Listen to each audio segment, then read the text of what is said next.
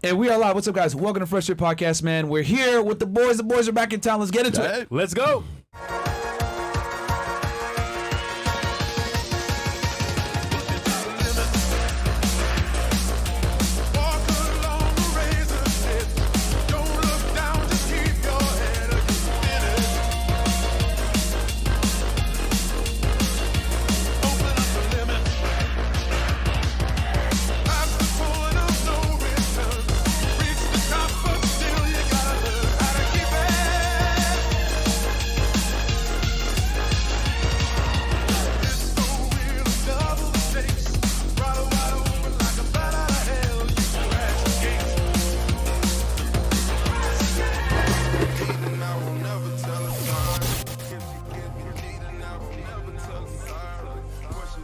Yo, and we are live. What's up, guys? Welcome to Fresh&Fit Podcast, man. It is Friday, and we got some special guests in the house. I'm really excited for this one. The Avengers Unite. We're missing a few, but don't worry. They will be back very soon, man. Quick announcement, we get to the show. Number one, guys, rumble.com/fresh&fit, man. As you guys know, that's home base for us, so if and when we do get canceled, guys, you know exactly where to find us. Rumble.com/freshfit. Also, castleclub.tv. And yeah, also join the CEO Network. As you guys know, Fresh goes ahead and links you up with some very high net worth and high, status individuals that can help you propel in life. So that if you're tired of being a bum and you want to go ahead and network and get outside your comfort zone and meet some people that you share similarities with, go ahead and get with the and CEO if you want Network. Brotherhood, join us well for Brotherhood as well. Absolutely, get some like-minded individuals. They just came back from a trip in Colombia. Everyone fucking loved it. And your Twitter is going crazy, by the way. Yeah, this guy is going as we insane on speak Twitter. right now. Actually, put the camera on me real quick. Look at this, guys. My account is locked. You guys can see here. Yes, sir. For 2 hours. Yes, sir. Literally, it got locked yesterday, bro. W Elon. W Elon. Take his phone away, bro. Take his phone away. You were going nuts yesterday. I I love saw the freedom that. that Myron has, but come on, bro. Yeah. He's faster than TikTok. Yeah, bro. Yeah, I was gonna say pull up the Twitter again, but not because what's the last thing I said, Bro. Misogyny. Oh no! Don't even scroll down. Don't scroll down. Let's go down. Yo, man, I'll tell you guys this. I say a lot of things that I'm not going to necessarily say over here because of YouTube guidelines and stuff like that. But check me out on Twitter. Guys, I'm banned for another 2 hours. You know what the tweet was? It actually wasn't even bad. I said pedos need to get the D penalty. Wow. Well, that's not to be that fair, bad. it's not that bad. But they hit me with like violence. Violence, because the death penalty. Yeah, but it's like, but that, really? Of everything else I said, really? I said Greta Thunberg is... Well, you should be thankful that was what they caught. How dare you? Fair enough. That's whoever reported It you. was so bad, I told Myron, today, bro, find an offshore bank account because they might cancel you, bro. Yeah. Oh yeah, he did say that. Actually. Offshore bank account. He did message me saying like get offshore bank account, man. Right. Yes, tweets aren't that bad, bro. Bro, even I They're not- messaged, they're even not I that bad. messaged Myron last night, bro. I said, yo, log see, off and go take a nap, bro. Twitter/X is double-edged sword, bro. It starts off nice, Yeah. but then when you get cut, it is not nice no more, bro. I'm telling you, bro. All right. Well, yeah, we'll see. Either way, I'm banned. So For 2 hours. my account is locked For 2 right now, hours. so I can't tweet. I can't do nothing. I try to log in, and it gives me what I call the white screen of death, bro. I've Never seen that. That's crazy. So whatever. Bro, W Twitter, bro. Take his phone away, bro. All right. Without further ado, we got 3 special guests in the Welcome house, to man. the guests. Welcome back, guys. We're happy to have you guys. New guests, but go ahead. How you guys doing? My name is Michael Sartain. I'm Zherka's personal trainer. Hi, I'm Roland Tomasi. I'm JonZherka's athletic psychologist. I'm Sterling Cooper. I am Zherka's celebrity nutritionist. There we go. Nice. What the fuck? We haven't really done our job very well. We'd like to say we disavow any knowledge of Johnson. They did not tell me they were going to say that. What the hell? Listen, We love you, John. Listen. We love you, John. we all saw the video. And we are disappointed. I blame Not myself. because what happened, because it happened in the first place. And look, bro, that was crazy, man. And you want to talk about this, man? Because this is crazy. Yeah, I mean, listen, I really like John a lot. I think he has a ton to contribute. Yeah. But then sometimes it's just like you kind of wish someone would grab him and be like, "Hey, there's a smarter way to do this." Yeah. And when I watch the fight, my first thought was that first right cross he hit. I feel like he didn't put everything into it because he thought they were playing, but they weren't playing. And then Tiki Taki was explaining to him, "We're not playing." Yeah. No, And then they go to the it's ground. on. But you see when they get up at the end, like that wouldn't be me. We're going to go until somebody's dead or the cops show up. Choked him out. And so I just Good, Mo. My whole thing is like it was a fight, but not really a fight. Like I don't know. But the thing is, when you put that on camera, that's the problem. You know? I mean, you see the two of them rolling into the street, like blocking traffic. Like one false step, and that's someone's head going under a tire. Yeah. Wow. Easy. Man. Well, I mean, they were very like, close to that. Zherka's got like how many pounds on him? Like a good 100 pounds on him. He's pretty big. Like he was, no, he rolled like him. 6'5", 230 something, and I was just like, yeah, man, it's crazy. So today earlier, right, I was driving home from the gym, and I see HS TikToky. I said, yo, bro, come on the show, because we met before at dinner with Aiden and Sneeko. Yeah. And I was like, you know what, come on the show, bro. We'll talk it out, whatever. And then, behold, kid you not, bro, in like an hour or 2 hours after that, this happens. I'm like, what the fuck? Here in Brickell.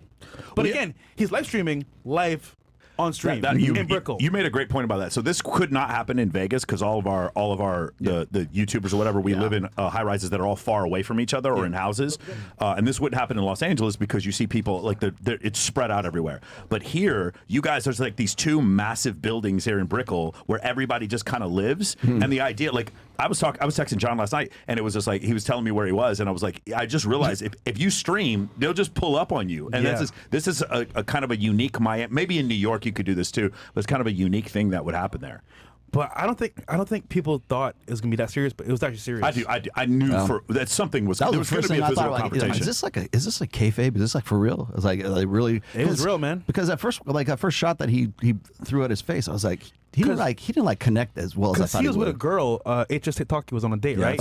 And I sent her a DM too, by the way. It was hilarious. What the fuck? That was down at Moxie's though, right? HS just told us a little while ago. He was talking to you, and he was like, you mean before that he went out with her? No, while he was on the stream, I sent her a DM. to say like what Don't smash, dog. No, just to fuck with trying to smash the girl that HS TikTok was on a date with. To be fair, it's about to be another fight. Around. I sent her like a heart emoji, a black heart emoji, and she showed them on screen on live, so it was kind of funny. But what the hell, nigga? So you caused all this? I love calling guys while they're on stream. I do this to you all the time. I love calling people while they're on stream. He threw something at HS, but it hit the girl. It hit the girl, yeah. Which is crazy, bro. Because damn, she was even involved in this shit. So that's wild, bro. Yeah, I mean, if that happened, then it's a real fight. Like if you hit my girl, if you could imagine someone hit your mom, if you were just having dinner with your. I mean, he expressed a lot of patience. Then he did. He did. They're doing the grab girl with the whole NBA grab the elbow thing, where I don't really want to fight. And then John hits him first. Yeah, I'm like, bro, what are you doing on camera? Madness. Yo, what does that mean if you hit somebody first on camera? Do you know who was behind the camera? Who was recording this? His manager Dante was recording, and I think someone was recording on Zherka's end as well. I don't know who that was. Yeah, because they tried to break it up, and I see the camera guy saying back up, and I'm like, no, man. I mean, I'm not gonna let them in the street. Yeah, maybe on the sidewalk, maybe, but not in the fucking street. Yeah, that's crazy. Guess what? In the name of content, anything goes. For sure. That's why I thought it was. We were talking before. You mentioned somebody before, Myron. Like I really think there needs to be like a maybe middle tier, not as big as like Jake and Logan Paul, but like middle tier celebrity boxing YouTuber thing. Because I'm down. Let's do it. Let's get Vegas. Let's get this guy in there. Yeah, let's go. Yeah. Right before the show, as you guys know, right? I've been training like 2 times a day and shit. So I've been getting us. I used to be a rower, as you guys all know, and stuff like that. So I have a bad lower back, right? So it gets stiff a lot, whatever it may be. So I went to the Cairo, and I was coming back, and I ran into Heel Mike and Jack Doherty and all those guys, and they were doing an IRL stream. I literally ran into them, and they were asking me, "Hey, what do you think about this?" And they showed me the video. I was like, "What the fuck?" Like it literally had just happened. Well, you saw it live on your stream? Yeah, I saw. Yeah. What the fuck? Yeah. That's so I was random. like, "What the hell?"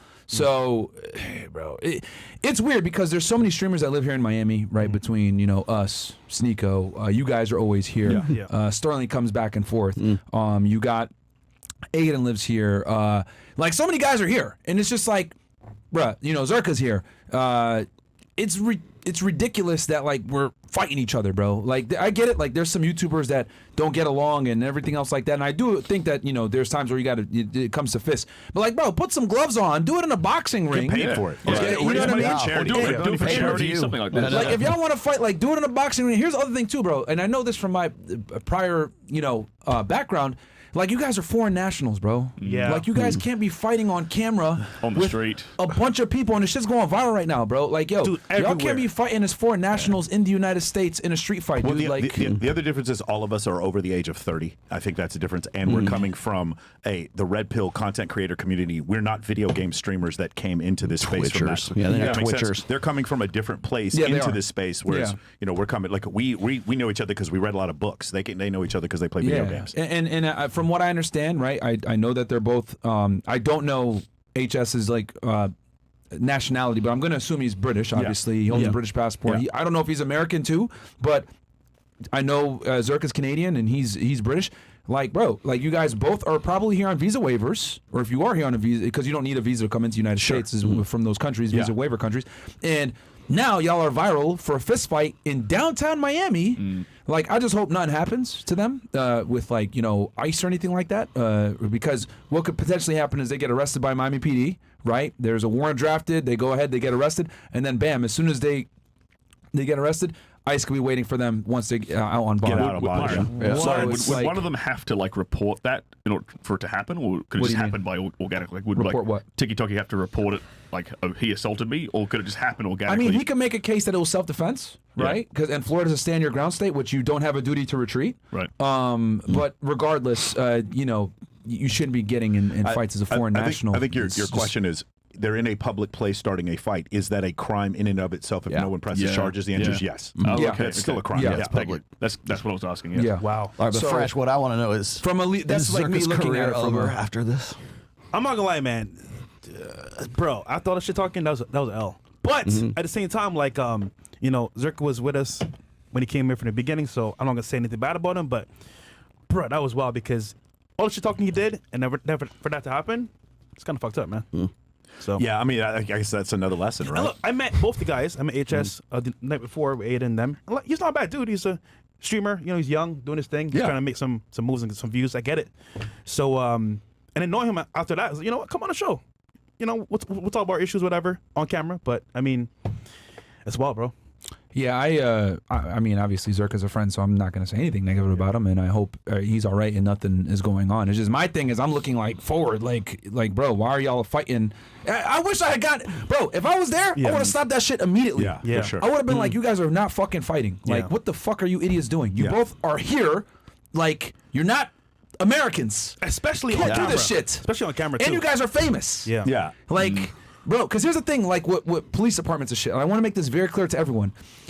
If you commit a crime, right, and it's a stupid crime, and you're a nobody, they might not prosecute you. Sure. They might decline prosecution. Because at the end of the day, the prosecutors always, have the what do I say? Leeway? The leeway, yeah. right, to choose to prosecute a case or not. Even if the police arrest them, discretion. they have the discretion, exactly. They have prosecutorial discretion. But if you're famous and it's a bullshit charge, sometimes just to make a name for themselves, Yeah. sometimes just to bring more notoriety to the district attorney's office, whatever it may be, they will prosecute for some Think of bullshit. Martha Stewart or what's it, Mark Cuban with the SEC. But Martha They- Stewart, yeah. I'll give you a better.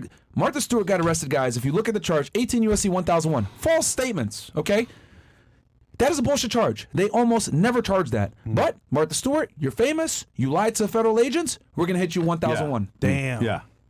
Hey, so these guys, internationally famous. The stream hit tens of thousands, and it's all over the internet right now. It's like, bro, So- if ZherKa or HS are watching this, you need to call an immigration attorney right now.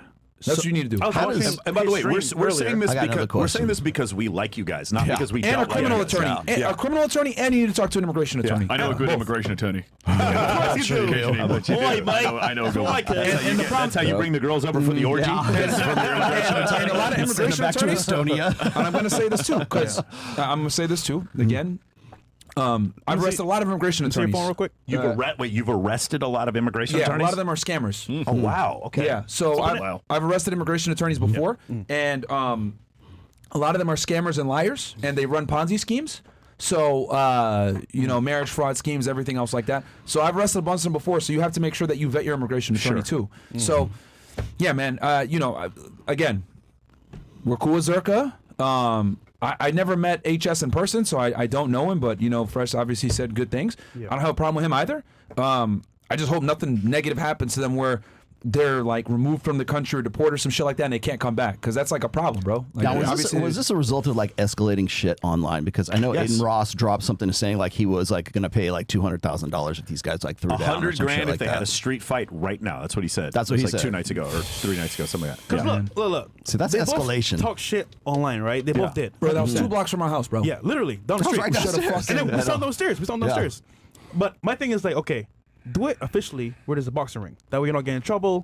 It's fair. Yeah. And it's not like I'm telling you, we got to open it in Vegas, man. You sign a release and you make UFC. some money. Yeah. That's the way to do it.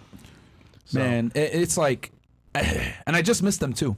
I literally just missed them because when Neil, Mike, and all them were walking by, they're filming the whole fucking thing. Yeah. So maybe 20, 30 minutes, bro. If I had, because I have to walk that way to get to Isn't it Cairo. crazy? Miami was safe, man. Nowadays, I don't know. Miami was safe, Miami used to be safe, Bro, It used to not be like Vice man. City. If I was, I'm telling you, man, yo, bro, if I saw that dumb shit, I would have literally got in the middle and said, yo, you fucking idiots are not fighting. You are not fighting. Yeah. Because I know what the We fucking need happened a from it. venue for that shit in Vegas, Listen. and then the first fight could be like We should Myron start- and Abba. We start the first celebrity. Or It should be. streamer It should be a boxing, charity boxing thing. Yeah. For sure. Yeah, why not? Abba and Myron. Yeah. the famous card. Pay-per-view. And then the rest. go from Even there. him, bro. Even him. I wouldn't even wish deportation on my worst enemy. Yeah. I wouldn't wish that. Like, even him. I'm like, all right, let's put the gloves on, sign a waiver, so I can do this shit.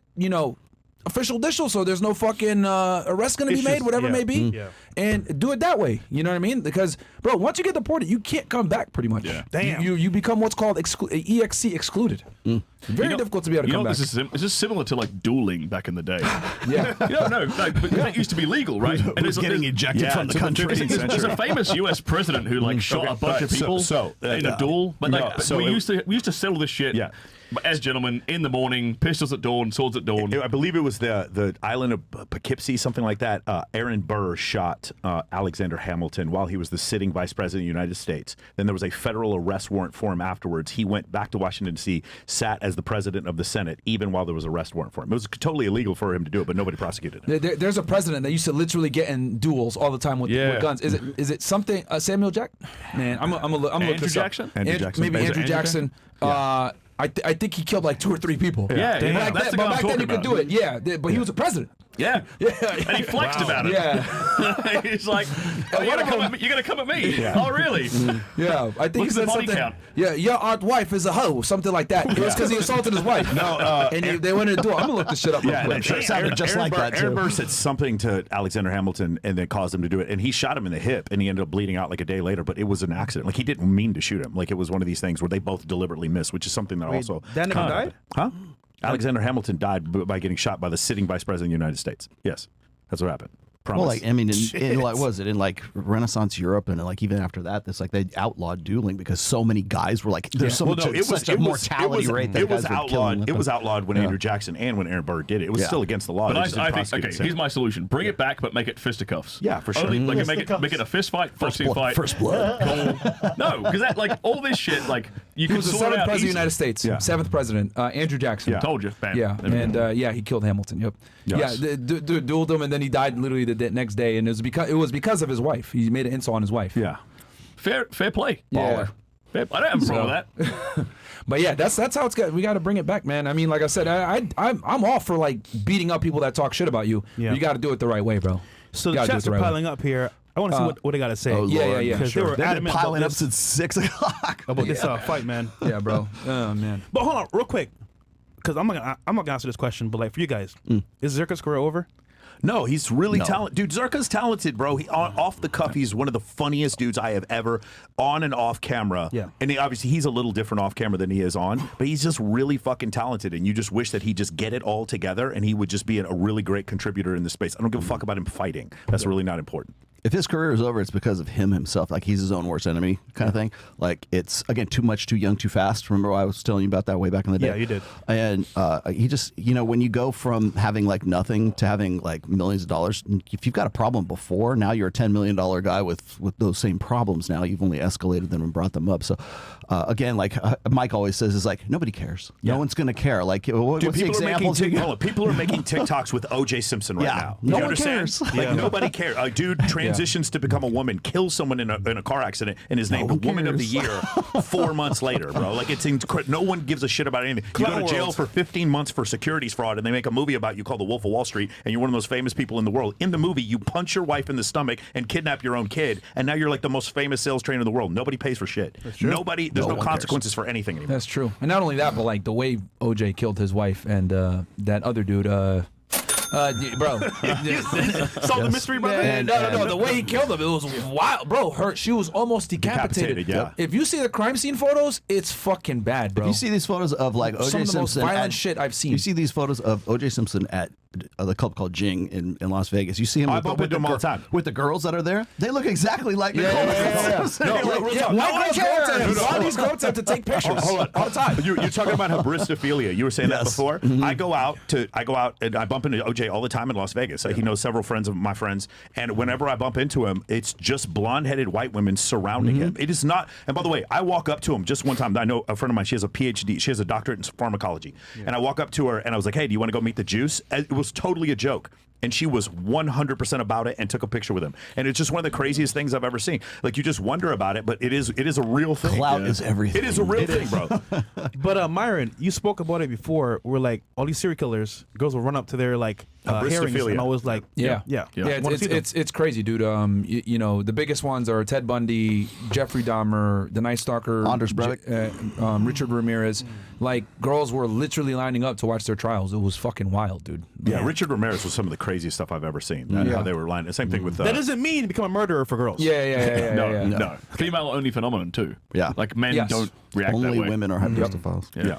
What are your thoughts on this? I mean, I don't know Zherka personally. I've just seen some of his stuff on Twitter and a bit of your show on YouTube and stuff, and I'm like, the guy's funny. I'll give him that. The guy's funny, but I just wish he would back off on like he's obviously funny and intelligent, and I think he would do just as well if he just didn't start beef with everyone. It seems like he's honing in on just like the clout chasing aspect of starting beefs with people like Andrew, like Tristan. Well, no, he started beef with Aiden Ross today, and it's like Aiden put you on this whole thing in the first place. You know what I'm saying? It's crazy. He's intelligent. He seems intelligent enough to me to be able to do this without that. Yeah. Yeah. He doesn't need to do it. He is a smart guy. I mean, I know you guys see like one side of him on the internet and stuff like that, but he is actually a smart guy. Let's see here. What do we got? He'll be fine. We got Okay. R.I.P. Zherka career. He pulled to HS Tiki Taki to fight, but he got dropped. Yeah, well, we spoke about it. Literally. I don't think his career's killed. He'll be fine. Like I said before, if anything, it'll probably maybe get him in the gym and training and going super I'll hard. tell you this: views are going up though. So Yeah. they're gonna go up. I got to talk to John Fitch about this. I can recommend a good boxing gym in Miami too. Yeah. Boxer. Exactly. Okay. Somebody called Chris lazy today. He almost replied. You're gonna like the other one. There's a lot of Are these. we on These the are Chris? great. We're on the Chris side. Laughing our ass off on All right, these. guys. For all you guys that hate Chris, I hope y'all are ready. Go ahead and get your cameras ready and get ready to clip all this stuff. Chris is so good at sleeping, he can do it with his eyes closed. Okay? This is all from Derek the Trader. That's not He the goes, Give it the best one. He goes, if laziness were an Olympic sport, Chris would come in fourth to avoid stepping up on the podium. And then he goes again, Chris' biggest fear about becoming a zombie is all the walking he'd have to do. I ain't gonna lie, y'all are roasting him, man. But I will say this, he's definitely, the fat comments are getting to him because he's in the gym training. boxing now. He's that nigga boxing, so, hey, man, keep fat shaming him, man. I'm gonna keep fat shaming him too, but you guys keep fat shaming him as well. That last show, y'all got my full permission. Because I be mean as fuck to him on the side. Like, he fat as fucking shit. So don't worry, guys. It's get to him. He was to me too earlier. Down 100 pounds, and that's from Ali. Thank you to the FNF team. It's changed my life. Please check my email/DMs. I'm Palestinian American attorney and young man chasing a dream, requesting only that you read my DM/email. Thank you. All right. Which email did you send it to then? Shout out to my Palestinians, man. New to your great community. Love the content. I'd like to ask if you have like a where to start link. You have a lot of content, and I wanted to know where is the best to start, especially the non-after-hour stuff like Money Monday, Red Pill, and fitness. There's playlists you can follow on the actual channel. So go to playlists and they're all there. Linked Yeah. There's for a you. Rollo Tomasi playlist, in fact. Literally, yeah, we have a Red Pill 101. All our shows with Rolo, where we go over like basics and stuff like that. And then obviously if you search like fitness, I have like a whole fitness 101 on how to lose weight, how to build muscle mass. Like I did full on like PowerPoint explanations on there, man, with studies and everything in the description. So guys, go check it out. Tax God goes, I have been a longtime fan. Just want to say shout out to Myron for being most loyal and realest dude in the Red Pill space. Keep with amazing work. Hey, bro, like I told y'all before, man. It's no mistake that we have these 3 individuals here because when I was a fucking nobody, they took a chance on me. So now that we're, up, they're going to come up with us, man. You're still an honorary member of Rule Zero, too, by the way. Oh, I appreciate that, man. I would come on more, but we know why. We know why. It's 9 o'clock in the fucking morning. He's in, too. I'm gonna I'm be like, honest. I That's why you haven't don't even see me picked the either. second girl out. And It's we're in the 9 same o'clock in the fucking morning. time zone, too. That's why. But yeah, man, shout out to all the Real Zero guys, man. You don't forget where you come from, and you always bring the people up with you. Fresh, why are you hanging out with someone who asked the stream if he should press you on camera and talk bad about Myron like every stream? He was talking bad about Myron 5 minutes before you dabbed him up earlier. Elf Fresh, W Myron King Red Pill. Well, Did he really talk smack? Hold on. This is funny because you have to understand there's a game being played here. And I'm not dumb, bro. So just to be real, I'm on his stream, right? This is his views. No. Come on our stream, say it to our face. Who are they talking about here? I got HS some. here, HS Okay. here, right? Oh, So that's why I said, you know what? I'm gonna play it cool. Hey, you know what? We're cool right now. Come on stream, we'll talk about it. So that was my whole. I mean, they don't want to come on? It wouldn't be a long walk for either one of them. I don't know now, but I mean, before it was cool until the whole Zherka thing happened. I don't know, but we'll see. Okay. Yep. Yeah, I'm not aware of what you guys are talking about. I didn't see nothing. He mentioned that you didn't want to bring him on stream, and he's like, "Oh, I don't know what's going on. Maybe they're salty, whatever." But I'll say, "Yo, come on stream and say it." So, Why would we be salty? cause we don't know who he is. So it's like, "Yo, I meet you. All right, you're cool. Yeah. We'll talk about it." But like, bro, we don't know who you are from Can of Paint. Like, we saw some clips from you and Neon, but like, that's about it. Yeah. So Yeah. Okay. yeah. All right. Well. And then Aiden and Sequel say, "Bring him on." So okay, cool. All right. Okay. They co-signed it. Yeah. Okay. 6. I'm 25, an Army Sergeant E5 with 2 jobs in Ohio, making $65K a year. It is enough. Shit, my bad. Where are we at here, bro? Show me on the. Is it enough to live comfortable here with my girl, 22, who is also a mother of my 2 kids? Wants to start working for a better lifestyle. Make me quit my second job to take care of the kids, etc. Let's see here. I don't think so. I think you might have a problem. 25 is an E5. But he's in Ohio. I don't know where in Ohio it is, but you might $65,000 a year for the 4 of you. That might be a little rough. Yeah, that's it is gonna be below. rough. That's below the average. So the average household income is $70,000 a year. You're in Ohio, and the thing is, you're an E5, which is good. But like most guys, a lot of guys will go 20 years and they won't make E8 or E9. So, But there is a lower cost of living in Ohio. Yeah, for sure, like for sure. significantly. But what I would say is this: I would definitely fill out an outside employment paperwork and try to get another job. Because I mean, for a full-on family, $65K a year, bro, and you want her to stay home, you're gonna need to make a little bit more. I didn't see. to be comfortable. Are you active duty? Hold on. It makes If he's making Wait, 65, he's he's 2 gotta jobs. be. He's 2 jobs. He can't be active duty. Yeah. Yeah. And make me quit my second job to take care of the kids.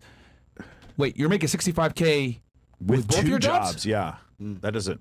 Now E5, I could. That doesn't Bro, make sense. give us a little bit more information. I'm trying to figure this out. Like, I don't know. You should make 60. Is that your military salary only, or because the E5 $65K a year sounds about right? Yeah, I'm looking it up right now. That sounds about right. So he's not putting in his second job money, bro. You got to give us your total gross. Okay, the optimistic pessimist. F the Rolo haters. I love seeing him on the show. He's like yin and Myron is yang, opposite in tone of speaking, but with the same message. Rolo catches women off guard by being comforting and speaking with warmth while hitting them with the RP. That's true. That's true.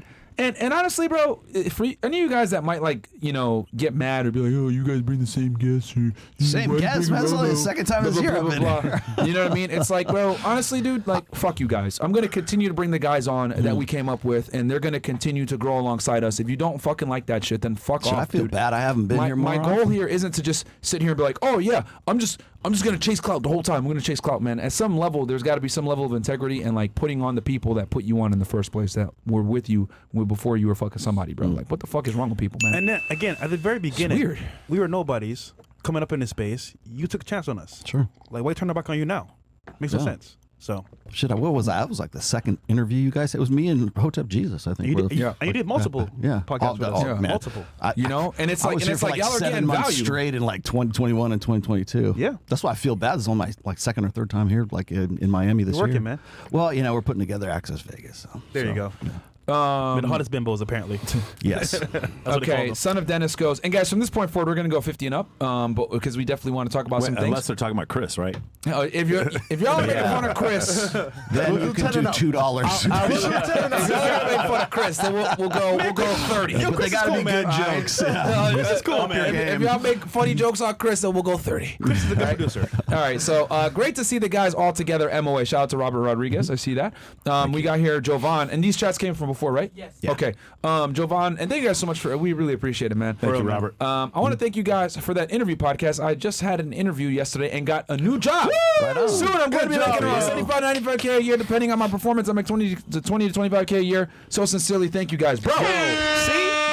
Dude, Guys made my day. They asked the question. I What's the watched what's that the entire value? show, too. There it is. That's Yeah. the value, man. That's terrific. These Bro. are real life skills you need to learn to be successful in life. Yo, that literally just made my day, bro. Money Mondays, we did man. it. We did a Money Monday teaching guys how to properly set up Saw their it. resume Yes. and everything else like that, and how to Yeah. go to set up for an interview. And the guy fucking got a job taking those tips. Nice. That's what it's about. And on top of that, he's about to make damn near $100,000 a year, bro. Fuck yeah, Yo, man. Saving Fuck lives, yeah. man. Yo, That's goddamn. All right. See, we now got- doesn't that feel good? It That's does, why dude. we do Like, this shit, yo, man. I Like, know. yo, that's fucking awesome, man. Yeah. Like, yo, when you guys send in your wins like that, you guys don't get it, man. Like, it's fucking awesome. great, It reminds yeah. me why the fuck Yeah. we do this shit in the first place. Give y'all this thing because I ain't gonna Show lie to me y'all. what you built. Yeah. It's tough sometimes, right? You do the Money Monday shows and you do certain shows that might not be as exciting for people. Views aren't as high. Yeah, they don't Might- appreciate it. Not as many people watching or not as many as much engagement. But when you guys go out and send stuff like that, it's like fuck yeah. Because I tell you all the time, guys, we want to make the content to help you guys out. Like if we were just here to strictly for the money and the views, we would never do Money Monday. We wouldn't do certain RP episodes unless it was like trending, right? Like we would just like be focusing on like being as profitable as possible. But that's not the goal. The goal is to really help y'all become like better men and you guys become profitable. So I was sitting downstairs with we were waiting on that girl that was like late to the show when we on Wednesday, and I was sitting downstairs with Icy, and we're in the lobby at your new place here. Yeah. And I'm going through my through my DMs and everything. Yeah, fuck Rolo, he's old, blah blah blah. All this bullshit and like all this negative shit to me. And I'm sitting there with Icy. They're and this, DMing you? This they come at my either Insta, my comments and shit like that. And I'm sitting there with Icy, and this dude just like. This is the first time I've ever been in the building before. I'm sitting on that couch that I was down there, that's down in the lobby.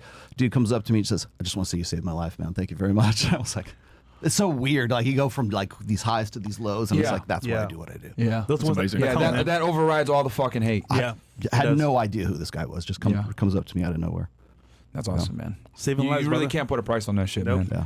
You really can't. Like no amount of views, no virality, whatever it is. Like get comments like that, bro. Like that means a lot. Yeah. Dom goes. Zherka even swatted not 48 hours ago because he was screaming like a lunatic in the middle of the street for 20 minutes trying to fight HS massive L. Oh, man, I didn't know that. Berserk goes, there are several books written by former CIA and FBI agents purporting that their book teaches some of the same skills as they would as active operatives to read people's body language, to quickly build rapport, and get people to like them. Would these be good books to build the foundation of social skills upon plus experience? Specifically speaking, social skills, not game. Yes, it would. Yes, because it would. a lot of here's the thing. And I didn't realize this until I started like meeting some of you guys in person that come up to me and say what's up or whatever. A lot of guys have strange body Yes. language and mannerisms. I mean, Yes. you could speak about that as well, Mike, and I'll turn it to you here in a second to talk about that. A lot of guys lack social calibration through their body language, and they come off as extremely weird, shy, Awkward. timid, awkward. And the problem is this. Me meeting you as a guy, I understand it. I've been there. Yeah. I'm not going to fucking look at you differently for it and be like, oh, this guy's a fucking weirdo, blah, blah, blah. I understand that certain guys, especially guys that are brilliant, tend to have these weird tics. I get it, right? But women are not going to give you the same benefit that Myron Gaines is, okay? They're going to look at that and be like, what the fuck? This nigga's a serial killer. Yeah. I'll turn it to you. And What do you guys think? their sensitivity to it is way higher than yours Yes. too. Yes. I might catch it in 3-4 seconds talking to you. they'll catch it within 1 second. It's the ick, right? So for us, one of the things we do that's a little different. We do a Monday show. Rollo comes on sometimes, and we have the guys, instead of doing super chats, they have to come on camera, and we'll stop the whole show and be like, bro, because they're shaking the camera. And when we talk about interviews, I teach guys how to do interviews as well. A lot of these interviews are done over Zoom, and I'm like, you're gonna face the light, okay? This camera's gonna be still. I want you to maintain eye contact with the camera. I want to be able to hear spaces in between the words that you say.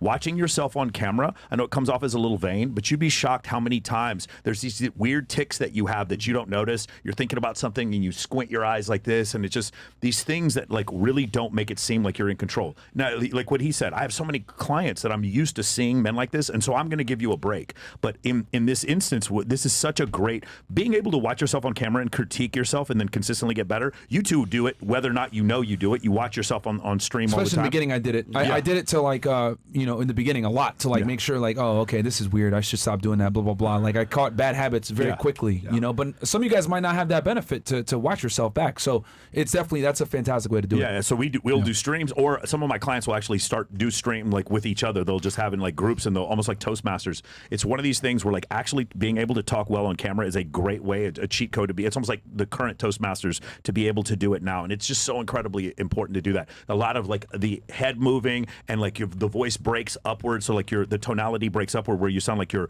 seeking rapport instead of breaking rapport. Those kind of things you can learn over time. The verbal pauses, the the ah, the you know what I mean, you know what I'm saying, like that kind of stuff. Yeah. If you can get away from that and then speak and then have the direct pauses in between your words, you'll notice that people are more likely to listen to you. It's true. Yeah. I had a bad habit of saying, you know what I'm saying, a lot. Yeah. That was one of the first things. If you guys watch the old videos, that was one thing that I got rid of immediately. I was like, whoa, this is fucking stupid. Mine was, for example. It said a lot. That being said, for example, what else? One other thing that's really big. Do you remember the Joe Rogan thing where they were talking to a mugger, a guy who'd been convicted of mugging, and they showed him photographs of individuals and like which one would you mug and which one would you not mug?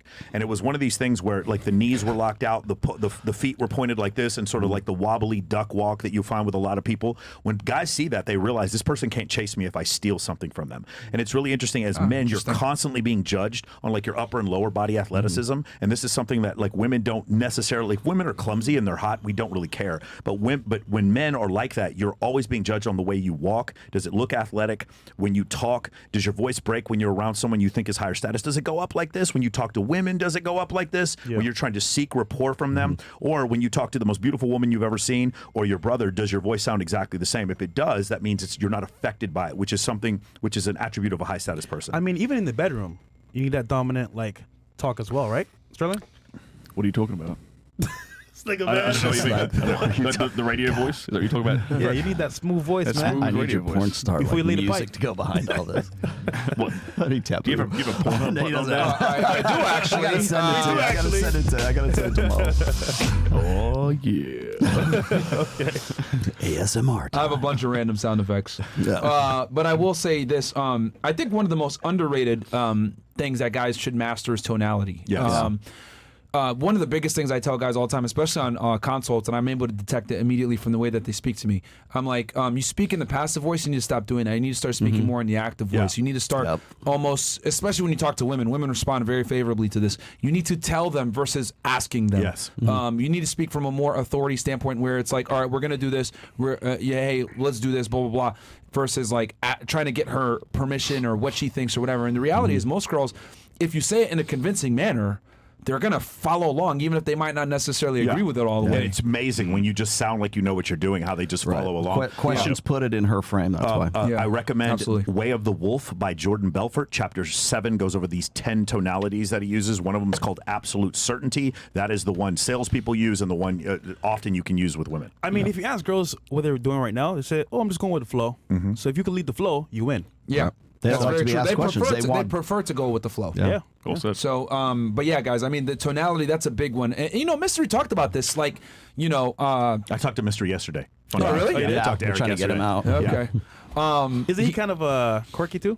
He's quirky, but the thing is, mystery is like he could memorize these stacks of routines, and he could do them flawlessly like an actor. It was so crazy to watch him do it, and it worked really well. Social media made it a little difficult to do what he was doing back there in the early aughts, but it was really crazy to watch. He definitely I've seen a lot of PUAs. Most of them are not nearly as good as they say they are. He definitely was Good. Yeah, and for the audience, real quick, because that's a PUA term, stacking routines, etc. Guys, a stacking routine is nothing more than having a an opener and a story. A lot of times, it's a demonstration of higher value story, a DHV story.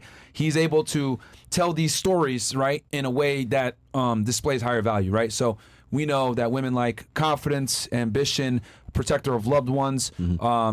Being funny, leader all these of men, different protector leader of men. what's it? Willingness to walk away, willingness to emote, and I forgot what the last one was. But there was just like he had these 5 attraction triggers. Yeah. Those were the first ones. But then we got into pre-selection. But the story he tells Yes. always subtly demonstrates each of these traits I'm that he's glad you talking brought about. that up because it's storytelling is a skill. Yes. Yeah. Yes. And he's a very good. He's able to tell. Yes, he's able to tell the Yeah. story in a way to keep the women engaged. Right. There's a cliffhanger in it, etc. Yeah. And like you said before, back in early 2000s, it was fantastic because there this was was no an social underground media. niche thing. There was no social media. If you didn't read the books, you didn't know what the fuck they were talking about. so But nowadays, and I think kind of they kind of hurt themselves doing this.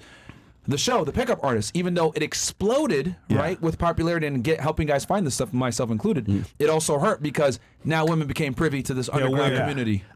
Cosmo, who won the first season of the Pickup Artist, he just called me last night too. He's here teaching a boot camp. Wow. It was funny. I had a friend in Barbados, right? Really good with the ladies player. But he would tell stories to girls, and I'm like, bro, I know you. That's fucking lie. But it worked because he's telling them a story just to show they're high value. entertained. They're locked in. But it's like, oh my God, this is amazing. That happened for real. I'm like, this nigga lying his ass off, but it's working. Yeah. What the fuck's going on? Yeah, yeah, and the key is and it's a very delicate balance, guys. You know, going in there and be like, yes, I was in my Lamborghini, and then I went ahead to a fucking Gucci store. That's not how you front loading. That's No not how you do front it. loading. It's got to be a very Subtle flex. subtle flex where you're kind of flexing a little bit, but it's like almost the story is too good for her to notice that shit. Yeah. It's like It's after not the fact It's thing. not a brag. Yeah. It's a an humble actual brag, story or yeah. that's going somewhere to show that you're a man. Yeah. You're actually a leader. So and it's so many guys fuck that up because they tell stories and they're so focused on like a detail that will DHV, and she'll pick up on that shit that you're like trying to lead that way. So it's a skill set, man, to be able to tell a story and be able to DHV while doing the story and keeping the girl engaged. And the thing with Mystery that I'll give him credit for is he would do this shit with like 5-7 girls around him. Yes. And he would do that. He'd open up a set. He'd tell this story, etc. He'd be, once you get really advanced, you're able to do this shit. He'd net girls that he liked, and then while simultaneously building a rapport with annoying friends and / cock blocks. And it was that's why Pickup is so great because it teaches you so many different things about human psychology, and it also just makes you a better communicator, better orator, better storyteller. It just makes you a more sharp individual socially regardless, because if you're able to sit there and deal with 7 fucking bimbos, right, and be able to keep them all entertained, etc. Women. Bimbos. Right? What ends up happening is you go to a boardroom meeting, fucking easy mode. Yeah. Oh, I need to get funding. I remember when I would do my my presentations for my cases, right?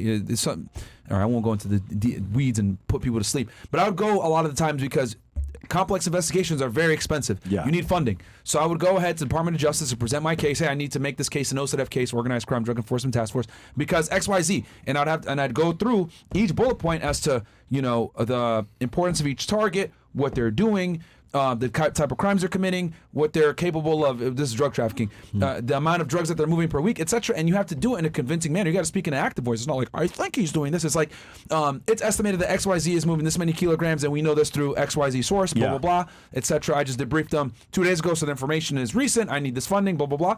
And bam, from that skill set of, talking to girls and opening a set and not being nervous, I was easily able to go in there and talk to, 50 agents that are in there, right? Higher ups, by the way, because I'm trying to get funding from FBI, DEA, etc., because it's a whole government thing, OCDF. You guys can look it up, OCDF program. And you're getting this funding from DOJ. So you need to be able to speak in a convincing manner and know what the fuck you're talking about. And then on top of that, you need to be able to answer their questions. Oh, well, explain to me, blah, blah, blah, about the target. Oh, yeah, we know this, XYZ. So it made it easier. It's funny. Pickup made it easier for me to speak with, high-ranking officials in the U.S. government. Yeah. People get a really bad impression of Pickup nowadays. Like the era you're talking about. Yeah. Now people for some reason have this misconception that it was all about like, oh, neg this, neg that. It's all and that's routines, it's because all- of yeah, like it's all- that's it's because all of the rote memorization. That's I because think of one of- these, I think one of the these issues- MTV shows, the reality shows, all that. They gloss over all the stuff you just talked about. Yeah. Where it's like it's taken a dude who's literally autistic. Yeah. Literally, I've seen it with my own eyes. Like he's super autistic.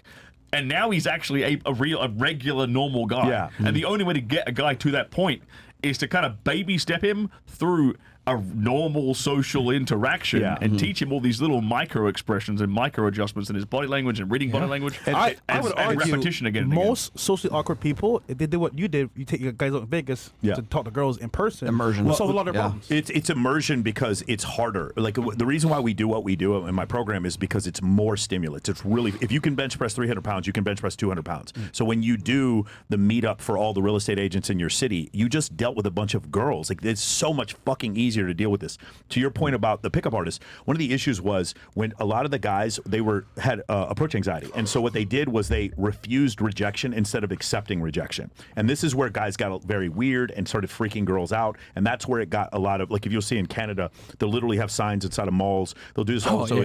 We'll basically say no pickup allowed here. If you we'll arrest you or we'll kick you off the property. What happened was There's one mall in Toronto that's big for that. Yeah, for sure. So what would happen is what happens is when you get a rejection from a girl or a girl gives you feedback, you can't reframe everything. Sometimes you did do something wrong and you need to learn from what you're doing. And a lot of pickup guys didn't do that. They just basically said everything she said is wrong. And you would see guys laying out in the middle of the street or going 60 days without taking a shower or just really weird stuff like that. And they did so because they wanted to prove that they would just not accept rejection. Rejection, though, is there for a reason to some extent. It's feedback. Yeah.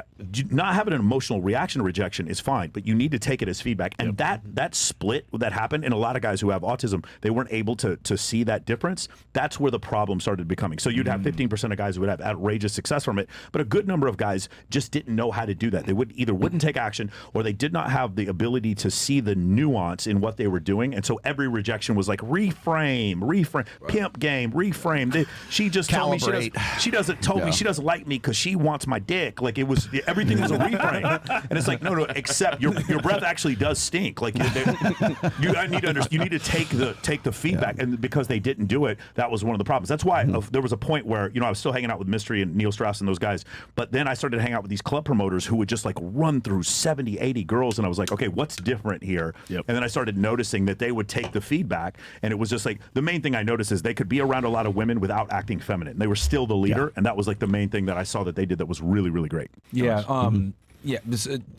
a club promoter is like easy mode, because it automatically does. It's like retard proof, because what it does is it puts a lot of the things. It puts you in the driver's seat, and a lot of things that you need to already have makes you a leader of men. It shows that you're decisive to a degree. You're bringing in them the fun, so they automatically connotate like you with fun, which boom, that's a good thing right there. Safety, because you're able to protect them from weirdos, etc. Especially when you display these things actively in the club.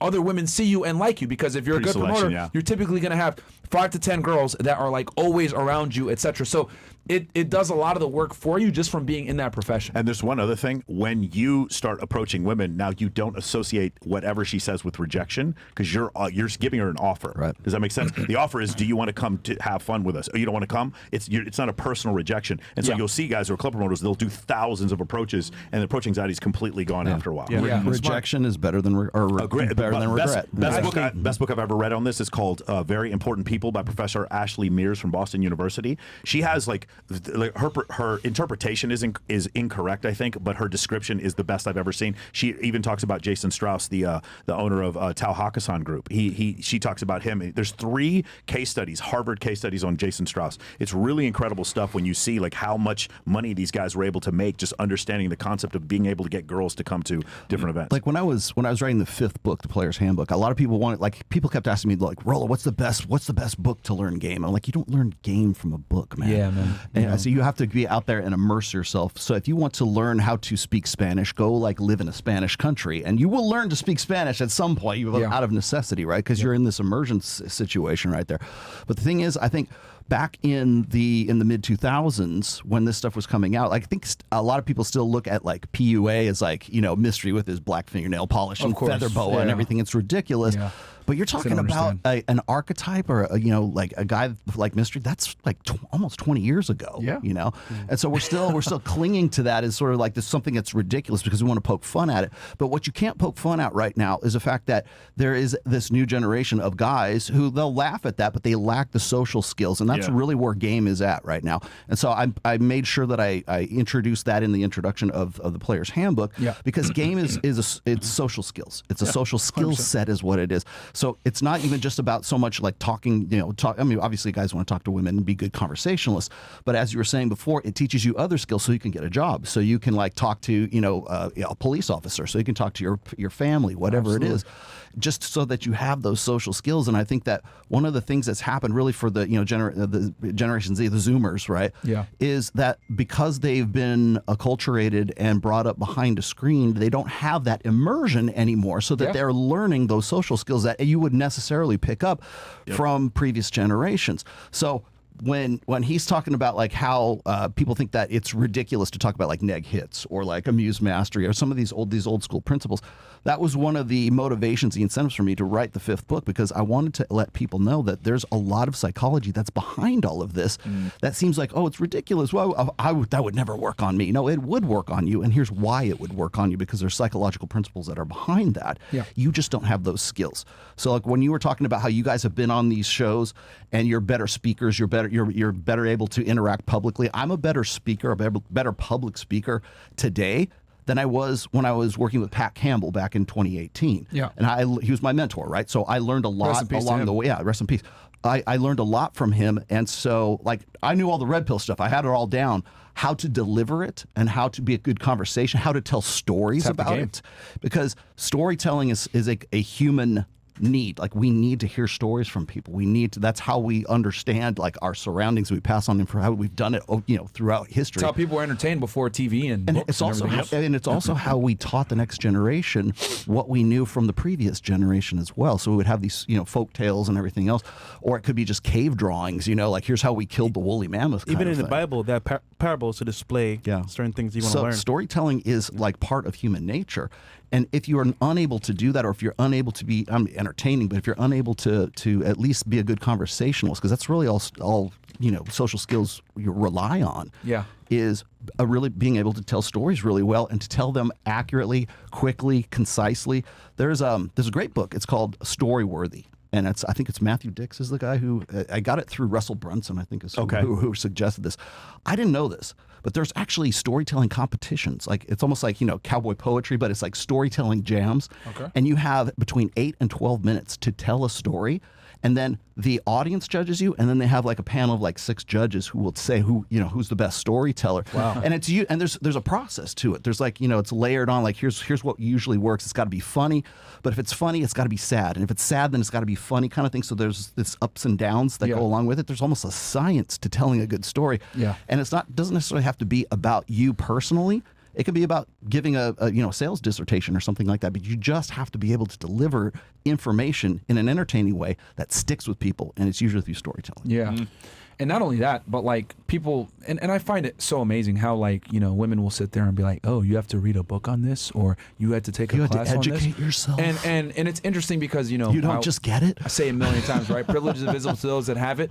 And the thing is that women don't understand that they have a social gift where they're able to assess value immediately off of the way someone speaks, conveys themselves, etc. Men have to earn that skill set. Yes. Women are born with it. But what I will say is this. Just because women are more socially calibrated than men doesn't necessarily mean that they're good conversationalists. Yeah. I want to make that very clear, absolutely too. Not. There's a lot of bimbos out there that are absolutely stupid and cannot necessarily hold a conversation. But what I will say is this. They're very good at assessing your conversational skills. I'm going to make that very clear to everybody. I'm not saying, right, that girls are good conversationalists. A lot of them aren't. A lot of them are fucking dumb, and they don't have the prerequisite knowledge, etc., to actually be able to hold a good conversation. However, they're very good at assessing your conversational skills and how you can hold their attention, etc. Yeah. And be honest with y'all, if you're good at, you'll start to notice this because women are very like-minded.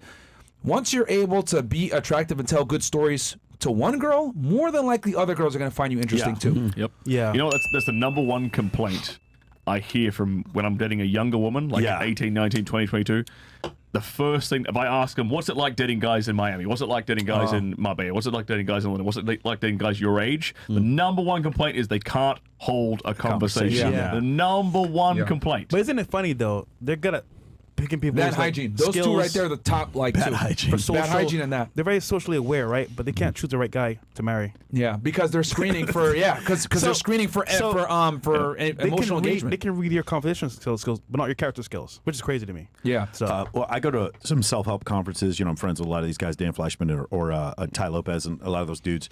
And whenever we hang out, one of the things I notice is it's 99% men in there. And whenever sometimes there'll be a bunch of girls at my apartment, right? They're getting ready, we're all going out or whatever, and I'll listen to them talk, and it's very clear to me that they don't believe male self-help improvement. They're not offended by it. They don't think it's real. Yeah. They literally just care about the finished product. Like Rich Cooper says, they wait at the finish line and they fuck the winners. That's it. So like it's almost like, an NFL team, they're paying you for what you're going to do in the future. They don't care about all the practice you put in to get where you are. Yeah, the first part of that is they don't care about your struggles. Yeah. They wait at the finish line. And, they don't care about your struggles. They wait at the finish line. They fuck the winners. And so that's what happens, man. It's like one of these things where you understand all the stuff you had to go through. Now, like he said before, when they find out, when they see all these self-improvement books, they're like, why did you have to do this?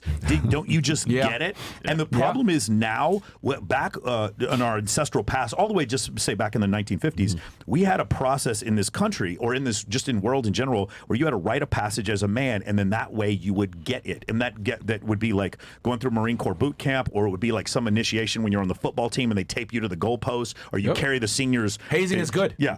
This guy, not the pseudo homosexual shit, but the basic hazing, like making somebody carry water or whatever. That's normal. Do push-ups, rookie. That's what they did to us when we joined the military. And I understood that. There was a rite of passage. As fewer and fewer men go through that, fewer and fewer men will get it. And then so more of these men are going to require some level of self-help in order for them to get it. No, women do not give a shit that you don't get it. And they're not going to help you get it. Facts. They're not going to teach you. It doesn't make any sense from an evolutionary standpoint, from a woman who's a perfect 10 to give you advice on how to fuck a 10, because then everyone would fuck her. That doesn't make sense. Yep. That is not how it works. You don't ask the deer how to catch a deer. That's the problem. So because they don't understand that, when women give advice on what men should do, it's the advice they would give to a man they're already attracted to, because they cannot conceive of them sleeping with a man they're not attracted to.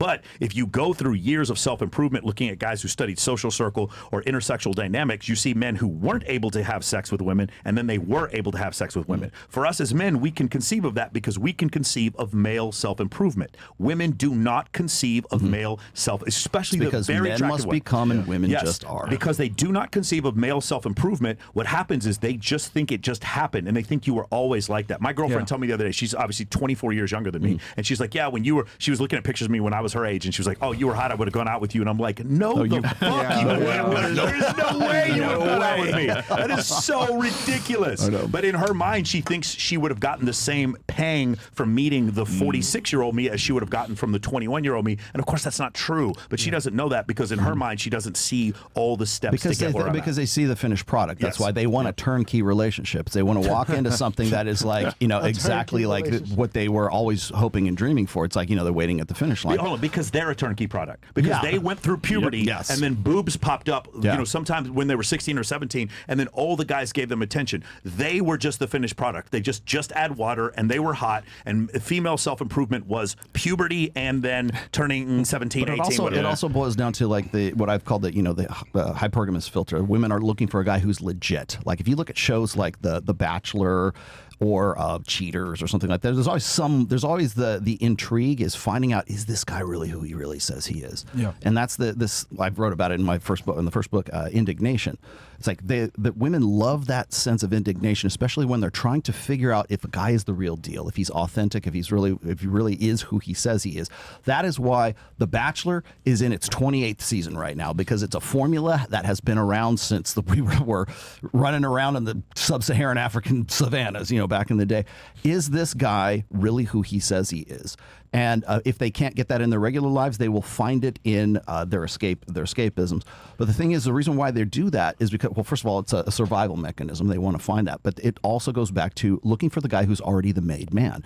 Is he really who he says he is? And if you had to learn it, then that disqualifies you from their consideration immediately because you're not actually the real deal, the real alpha. If you had to go from being like a nothing to being something, they don't want to know that you were a nothing at some time because they wouldn't have had anything to do with you when you were in your high school years, but they will have something to do with you now that you're in your 30s or your 40s. We were talking on the I think it was on Adam Sosnick's show. Remember when I was telling you about how like how old are you now? You're 36. 36 and you are 46. 46 and I will soon be 56 in April, okay? There's 10 years difference between all of us. They were asking us about like if you're dating a younger woman, like what would you talk about? What would you possibly have anything to say to her? You know, you're going to have an intellectual conversation with that girl. They have everything to talk about because they have all 20, 30 years of lived experience and stories and everything Life else. Lessons, everything. That's why those guys who are women's peer group age, like say they're in their 20s, they're not good conversationalists because they have no lived experience. They have no stories to tell that keep them engaged along with that. So when we're looking at like the differences between ages, these guys are already made. So they have a frame and a world into which that woman wants to enter into in the first place. And so the question, is this guy really legit? Is he who he says he is? That's answered hands down. They already know with also, certainty. speaking isn't always it as well. It's also an environment. And you being a made man, which means you can have access, which you didn't have before. True. So having that environment, having that lifestyle, but it still speaks for itself. Congratulations. Mike, now you know Michael. I would name it Access Vegas. Michael, I want to ask you this. 'Cause you probably have this very similar experience. You know as well as I do that not every woman is going to be into a like successful man. No matter how high available is, there's some guy. Not a particular one. Yes. Yeah, exactly. Like women are very can be quite picky, right? Yes. Or they have multiple attraction triggers. Yes. Hundreds of You said them. this the other night. Yes. So even though he's a very attractive guy with lots of options, not every girl's going to like him, right? Yeah. How many times have you been with a girl and she's into you and she immediately assumes that every girl on the planet therefore must be into Bro, it you? is crazy. We did this experiment where we asked girls and we're like, how many of your female friends, how slutty do you think they are? And because women do this, when they're attracted to you, they think every woman is down to fuck you immediately. Yep. They think when a woman is attracted to you, they start believing you come home and there's 9 women just waiting to have sex with you. And it's one of the weirdest things. Like, I wish it was that easy. Like, That's one of my favorite tests that we do on Access Vegas. Yeah. How slutty do you think your friends are? Range of 1 to 10. And their friends are always 9s, but the girls are always 4s. And I'm like, no, your friends are exactly as slutty as you are, and they would be saying the exact same shit about you if you were in right now. So it's so reliable too. Yeah, it's really funny. Yeah, I mean, it's just, and that just goes to that just goes to show what we've discussed so many times about women is that they're extremely solipsistic. The way I think is the way that the rest of the world operates as well. Yeah. And going back to that is, I think guys really need to understand this because you were talking about rejection earlier. I didn't want to interrupt. Some guys just got to understand that rejection is a part of the game, and you're just not going to be the look for some girls. Like some girls are just going to reject you off rip, no matter how handsome you are, how tall you are, how much money you have, etc. They're just going to reject you off rip. Maybe you don't have a certain look that they like. Maybe they don't like the way that you're dressed. Yes. Maybe they don't like your voice. Like, women will disqualify you for literally fucking anything. As a matter of fact, I wish I had the clip here, but a woman literally said, if you have an Android, don't pull that out in front of a girl. I can't, and she said, I can't tell you how many times I've talked with women and they said that they rejected a guy just for having a fucking Android phone. Yeah. Like, and this goes to show you guys the amount of abundance of options that modern day women have, where they have the fucking luxury of turning you down because your texts are green.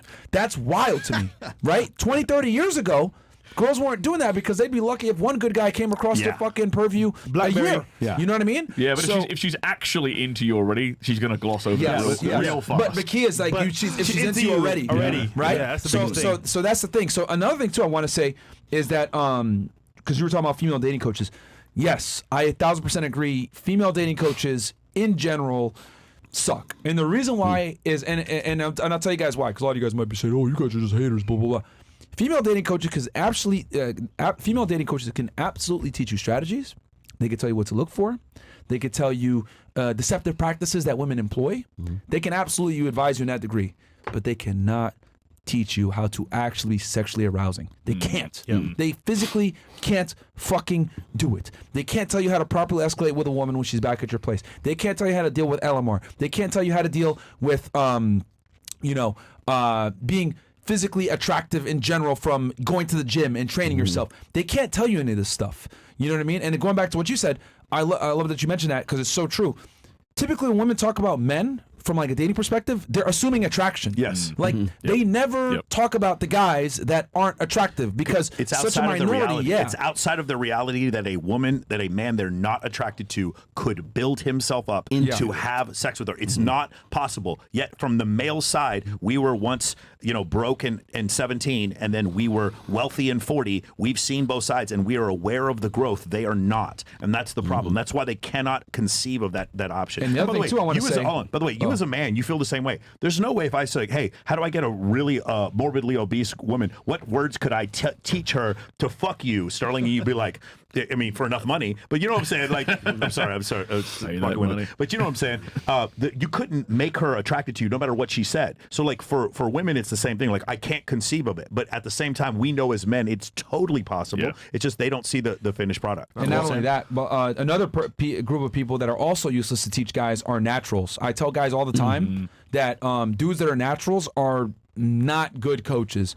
And the reason why is that they just get certain things that they wouldn't even think to explain to you. They're some of the worst coaches. Like some guys are just good tonality. Some guys are just naturally confident. Some guys just are able to be smooth operators, and it is what it is. And you run into a couple of these guys in a lifetime. These guys are far and few between, right? Where they have everything kind of just ready to go. But these are some of the worst guys to learn from because they can't tell you how to do it because they don't necessarily. If it ain't broke, don't their fix car it. works, but they can't open up the hood and tell you how the engine is connected, how they had to replace an alternator because this alternator didn't work. They can't show you that. So that's nothing there's too this as well. meme going around. Listen, And it's a picture of Henry Cavill, and it says, like, "If you like a girl, just ask her out. It's always worked for me." Of course, yeah. I'm sure. You know what I mean? Like when you're and a lot of the times it's the Chads, right? That like were just naturally good looking from they played football in high school, then they went to college and they played a sport or they were in a frat or whatever, and they were always just naturally good with women. And they just like had this confidence. So those guys typically aren't the best teachers. You want guys that quite literally got it out the mud. They were fucking losers, and then they were able to go ahead and glow up. Yo, listen, bro. Yeah. I started from rock bottom. I'm telling you, bro, it's not easy. But the more you do, the more experiences you get, more skills you get, it's way easier now. Well, I mean, one of the reasons why women can't teach you like what is arousing. First of all, they want to stay on like the beta buck side of everything. They want to make sure it's like provisioning, protection, and parental investment. You got to be funny. You got to have these characteristics. It's like what Royce used to call the 436 bullet point checklist. Those, when you ask a woman what are you looking for in a guy, she's going to tell you what she's attracted to, not what she's aroused by. So if you say, well, I really like it when a guy is 6 feet tall, he's got broad shoulders, he's got a V taper, he's got a six pack. That doesn't come out. It's usually like good, like long-term security traits. I mean, the guy's got to be good looking, don't get me wrong, but they kind of gloss over that and move into he's got to be good with his mom. He got to love his mom. He's got to want kids. He's got to like rainbows. He's got to have a good education. Yada yada yada down the list. But when you ask a woman, like a dating coach, whatever, what's good and what do you like a man to do in bed? She's not going to tell you that because that's something you should already get. Yeah. Because that is what was it? It was you who said this. It's like the best social proof is when a woman, when you're in bed with her and she knows you're good in bed because you know her body better than she does. Yeah, exactly. Is that what I'm paraphrasing you right now? If you know a woman's body better than she does, she already knows that you're pre-selected. Right. So she already knows that you've learned these skills because you've been rewarded with sex from other women as well. Yeah. So you just get it because you had the experience of being rewarded with that, so you know what you're doing, right? Therefore, you're the kind of guy that other men want to be and other women want to fuck. Yep. So, but the reason why they won't teach you that, or they won't even really want to discuss that, is because if they do, then just what you were saying before, if you can learn those things, now you've gone from the guy who she would never want to reproduce with to maybe the guy who could trick her into having sex with her and then reproducing with her. And that triggers what I've called the existential fear in women, is to have that choice taken away from her, or her sisters for that matter. So God forbid one woman teach a guy how to be good in bed so that he can go and trick another woman into sleeping with him to get that social proof that we just talked about. You know what? That's very... So I do a lot of interviews with female sex coaches and female dating coaches lately, and it's very interesting, like what you just said. Mm-hmm. Every bit of advice they tend to put out is very touchy-feely, very feminine. Mm-hmm. Like, let's talk it out. Let's talk about our feelings. Let's talk about our desires. Emotionalism. Exactly. Mm-hmm. And I come in and I tell guys, no, just do act like this, do this, dominant, lead, push these buttons, and I get results. Mm-hmm.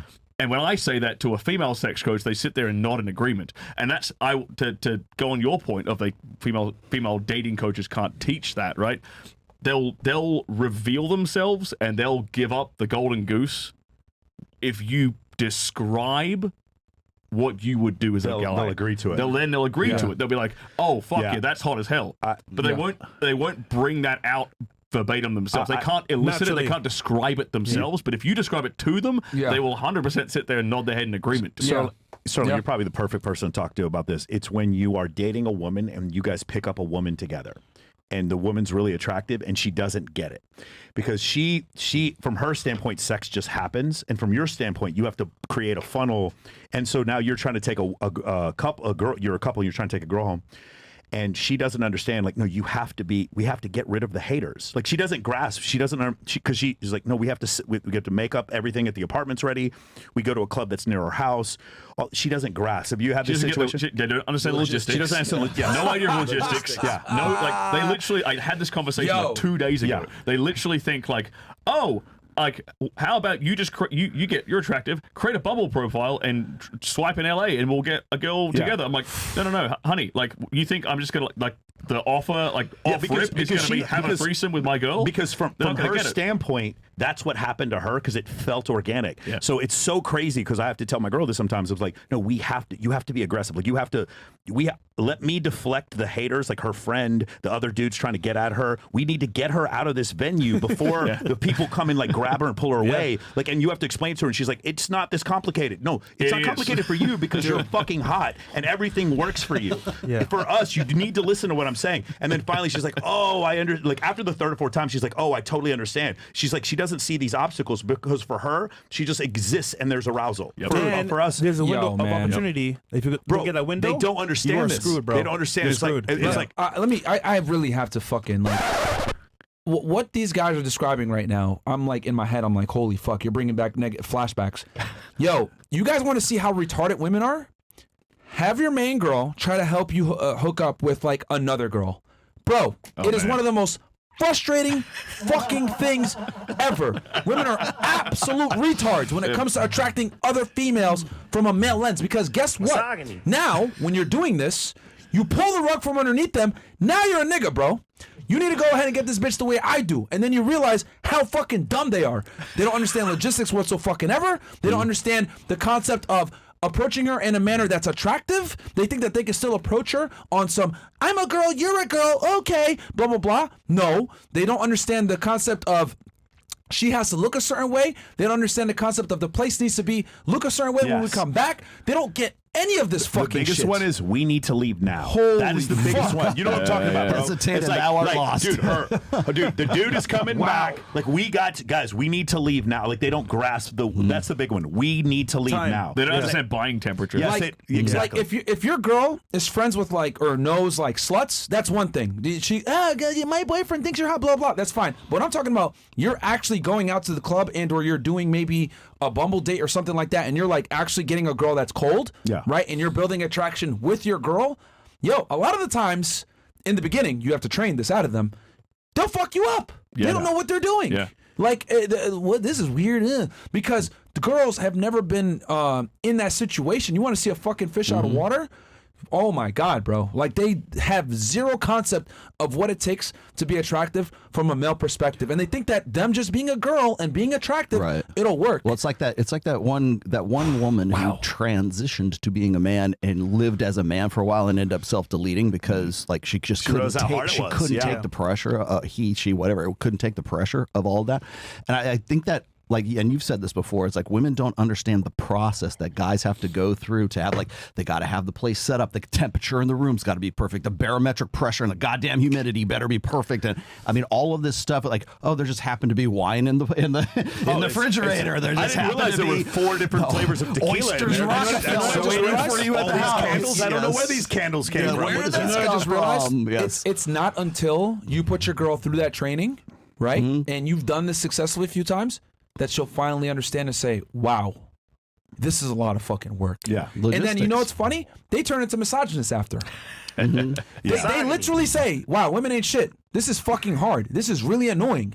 Because when they approach women from the male perspective, they see how fucking rude and catty they can be. They can see how they really behave. They can see the flaky text messages. They can see how they move. They can see how they operate. They start to go ahead and see, realize, this girl's trying to finesse. Yeah. She's just trying to get free drinks. They start to see the male experience. Yeah. And then they say, what the fuck is this? And then they really start to get angry they become misogynists. Yeah. It's amazing how when you put women, right, you put the shoe on the other foot and you let them live the male experience, they immediately, I hate women. Fuck this shit. And you're like, welcome to being a fucking guy. I never knew I did. Yeah. It's amazing, dude. I like, bro, I put like 1 or 2 girls through it, and it's like, bro, it's incredible. Even guys in relationships, particularly guys who are like in sexless relationships, and they're like, how do I turn the sex spigot back on? A lot of that comes back to the logistics of everything. I think a lot of guys think it's got to be date night, and you got to keep it fresh, and it's always like on her. Spontaneity. That's the name. Yeah, exactly. There's so much more behind that, and that actually leads up to something that's going to actually trigger that arousal cue. But you're never going to get that. Especially if you're having that conversation. As I was saying before, just bringing it up, just having the conversation disqualifies you from the guy that she wants to fuck. Yep. It's like revealing a magic trick. Right, yeah, exactly. Like if a magician reveals exactly how a magic trick is done, it's no longer captivating, it's no longer entertaining. Same thing goes with that. Like if you're revealing, like if you're explicating to a woman, like, oh, I'm going to do this, here's what we're going to do in the bedroom, here's Sunday night, it's date night, here's what we're going to do. It just takes away all the magic. Observing a process changes the process. You got to lead them through it and be spontaneous and captivate them in the magic of that. Yeah.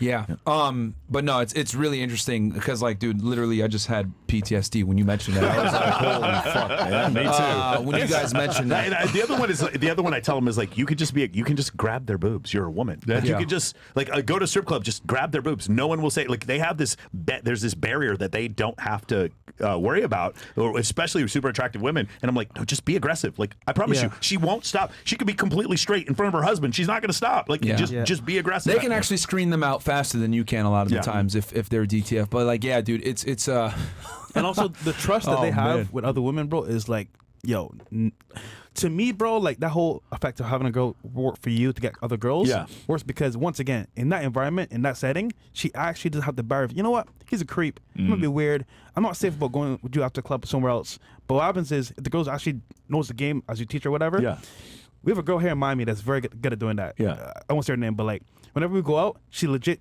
okay, we want those two girls over there to bring over here. She brings the girls over, gives them a shot.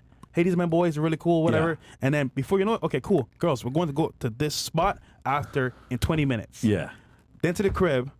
Hey, who wants shots? Take shots, and then before you know it, it's finished. Like by default, women aren't creepy.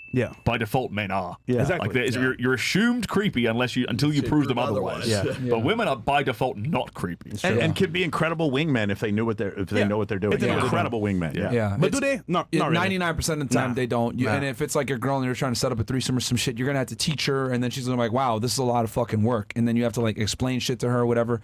So yeah, man, it's crazy. Some chats here? Yeah, I had some of these chats real fast because I know that they're piling up. Hope you guys enjoyed that fucking segment right there. Okay, guys, take salsa classes. You will interact with many women in a relaxed environment, and the majority of the class is female. Before you know it, you will gain enough confidence and social awareness to ask women out. What do you guys think? You know, can I jump in real quick? Yeah, go ahead, bro. I think that salsa classes are the female equivalent to speed dating for men. You go to speed dating, it's all dudes and like a handful of chicks. You go to a salsa class, it's all chicks and a handful of dudes. Aaron Clary will agree with that since he was an instructor. One of the issues though with the salsa dancing is what I see is guys who aren't good with women that just become better salsa dancers. And they just never get good with. Like at some point, also improve. You got to go in there with intent. Also, like at some point, have a setup to where you go to do something other than salsa dancing. I just see these older, like overweight dudes are just fucking incredible, spinning girls around and like haven't got laid in 5 years. Don't be that guy. That's all I'm saying. You can also, another one is going to yoga. But you have to immediately, like, if you're gonna hit on girls at a yoga class, like, make sure it's not like, you know, a yoga class where she's always at and shit like that. But that might be weird. And then also, you're gonna have to break the frame of you potentially being gay immediately. And then also, you don't want to come off as a creep either. Well, because like, you know, there's guys that do it, and you want to break the gay frame and the creep frame immediately if you're gonna go do the yoga game thing. So. I think guys approach it like work. and they get scared of talking to girls that actually do salsa, and that's a Yeah. problem too. And I think for most people, just that's a good start to meet girls in person, but like to actually get girls itself might not be that easy. Yeah, Make you sure wanna- you have a genuine interest in doing anything. This is more to deal with like sourcing issues too. Yeah. Like, you know what I mean? Because Yeah. a lot of guys might like be like, oh man, it's tough to see girls or whatever. I'm suck at dating apps. Then yeah, you might have to do some more in person stuff and set yourself up. Yeah. What else here? Much love, FNF. Can y'all elaborate why church girls are the biggest 304s? This is for Okay, Fresh or so this is simple, somebody man. else. Again, girls sell purity, 100%. We all know this, Pastor right? Fresh. Tell us However, about this. the veil of religion is so much of a dense cloud that most people can't see it. So as a result, girls will party like an animal on Saturday, Yes. and what do they do? Church on Sunday. But at the same time, you guys have heard of this story before. The pastor's daughter. Yeah. You know, she's the worst of the worst. It's not because she's his daughter. It's because that environment where she's at, she's being constricted, and she wants to have fun, go out, do things. So the moment she gets a time of free space to do what she wants to do, it's all her breaks loose. Because Yeah. at that moment, she's been caught up in the house for like 10, 12, 80, 20 years. And then when she gets outside, it's like nonstop fun. So Yeah, what part of the thing is the absolution that the church gives you. That absolution is now what happens is the girls who are 304s, they're attracted to that absolution. I go back to the church. What he's actually referring to are the youth groups that you go to where they try to hook up a girl who's been with like 70 dudes, who's like a reformed born Sunday again morning virgin, nightclub. with a guy who actually followed, the Bible and hasn't had sex. And he's like, so now we have a 25-year-old woman who's been with like 70 dudes and a 25-year-old man who's a virgin. And then we match them up. And then it's like, this is a terrible match. But the church has to offer some absolution. And part of the absolution is she's a born again virgin and you need to respect the fact that she's a born again virgin. And it's like, she can still have her absolution, but she cannot. It's still not a good bet for me to be with somebody like that. No matter we can forgive her, but it would be foolish for us to I ignore. think people forget, just out to your point, the church is a building, but there's still people inside of the church. And they have issues. Like, the issues don't go away. Like, you're still the same person. Don't judge the merit of a religion by the people who follow it. Exactly. But once again, it's them getting outside and having that fun and then saying, I can just go to church on Sunday and I'll be fine. Yeah. Which Yeah. is the paradox there, because And I think deep down, like all these girls, they think like, okay, I can be a hoe and then come back and be reformed and someone will Yes. save Well, me. you are that's why saved no matter forgiveness what you is do, such a basically. it's absolutely. Yeah. You're right. It's Nope. it's absolution. It's Yeah. like A lot of them look at it as like a safety it's net. what I in this book, as a matter of fact, it's the prodigal son narrative. It's like I can go and seek my fortune and go have hookers and blow, and then come back, and Father God's going to welcome me back into the And you know fold. the funny part about that, Rolo? Accountability. They can say, you know what? All right, I can go crazy and have fun, but again, I can go to church on Sunday, and it's all on God. It's all on church. Hey, you know what? My sins are washed away. Forgive me, Jesus, for doing what I did. It's not just the girl who's selling that, though. It is the church. It's The the church church is saying itself. you Yes. have been redeemed, and therefore, because you have been redeemed, this man who has no sexual experience should take you on as a wife because you have been redeemed, or are now in this youth group with him, and then you just end up in a terrible, terrible situation where there's a mismatch where she's been with 50 more people than you have, and you're just getting married because that's what the church told you to do. The parable of the prodigal son isn't about the son, and it's not even about God. It's about the people who are the true believers who never left the faith in the first place. So what happens is when the prodigal son goes out and blows his inheritance on hookers and blow, and then comes back, then all the congregation says, "See, we told you so. We were right all along." And now he's coming back to the fold. Thank God. Let's slay the fatted calf and have a big party kind of thing. But it says more about the people who are the believers who stuck with it all the time. And so it's very similar to when a woman comes in and says, "Well, I've been this incorrigible porn star slut for so long, but now I'm redeemed and now I'm forgiven." It says more about the people who accept her back in rather than the whole situation between her and God and whatever everybody else. Also, And by the way, not just women, guys too. Also, the self-selection, the ones who are good are married. You aren't experiencing them. If they're 304s, you aren't experiencing them at all. Yo. They're married, and what's left over is what happened. They ask the is what you're question, experiencing. where's all the good girls? They're married. They're married. It's one of the funny things whenever we do female delusional calculator, we always ask them, They're do you want married to or they're young. Yeah. Like, and you got to go for the younger girls. I mean, people always try to shame us for like going after younger women, but a big reason why I tell guys to go after younger women is not because, oh yeah, like just get them because they're younger, tighter, and hotter. No, it's because they're more impressionable, and you're going to be able to go ahead and take that authority standpoint. You mentioned something They wanna be in your fantastic earlier that you guys have this lived experience. You guys are older, so you're able to be that guy just off of your own experience and the way that you convey yourself and that you speak.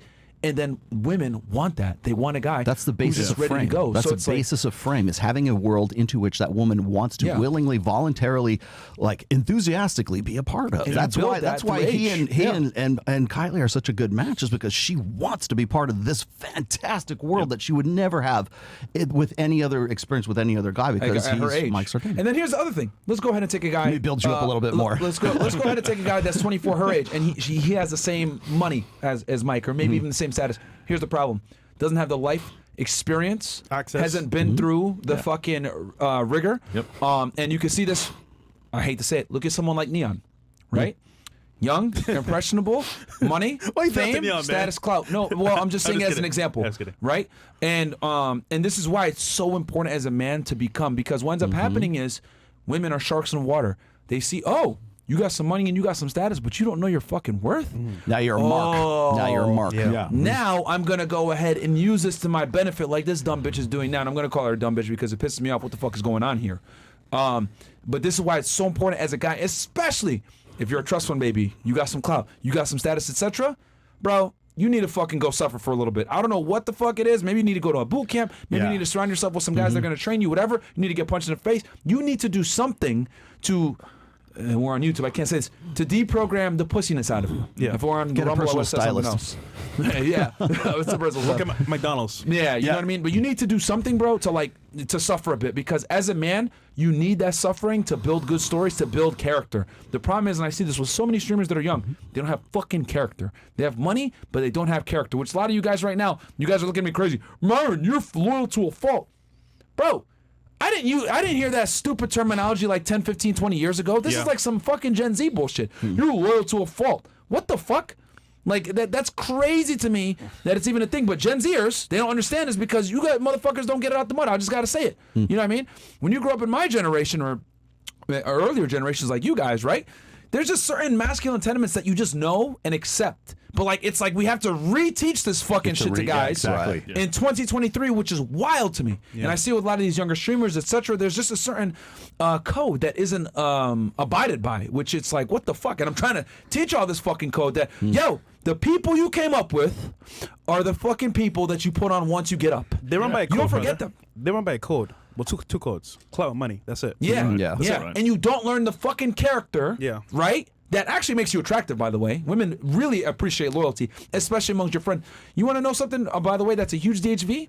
If you're still friends with the guys that you grew up with. Yeah. Yeah. Because women, deep down, they are fucking jealous of men's ability to maintain long-term friendships.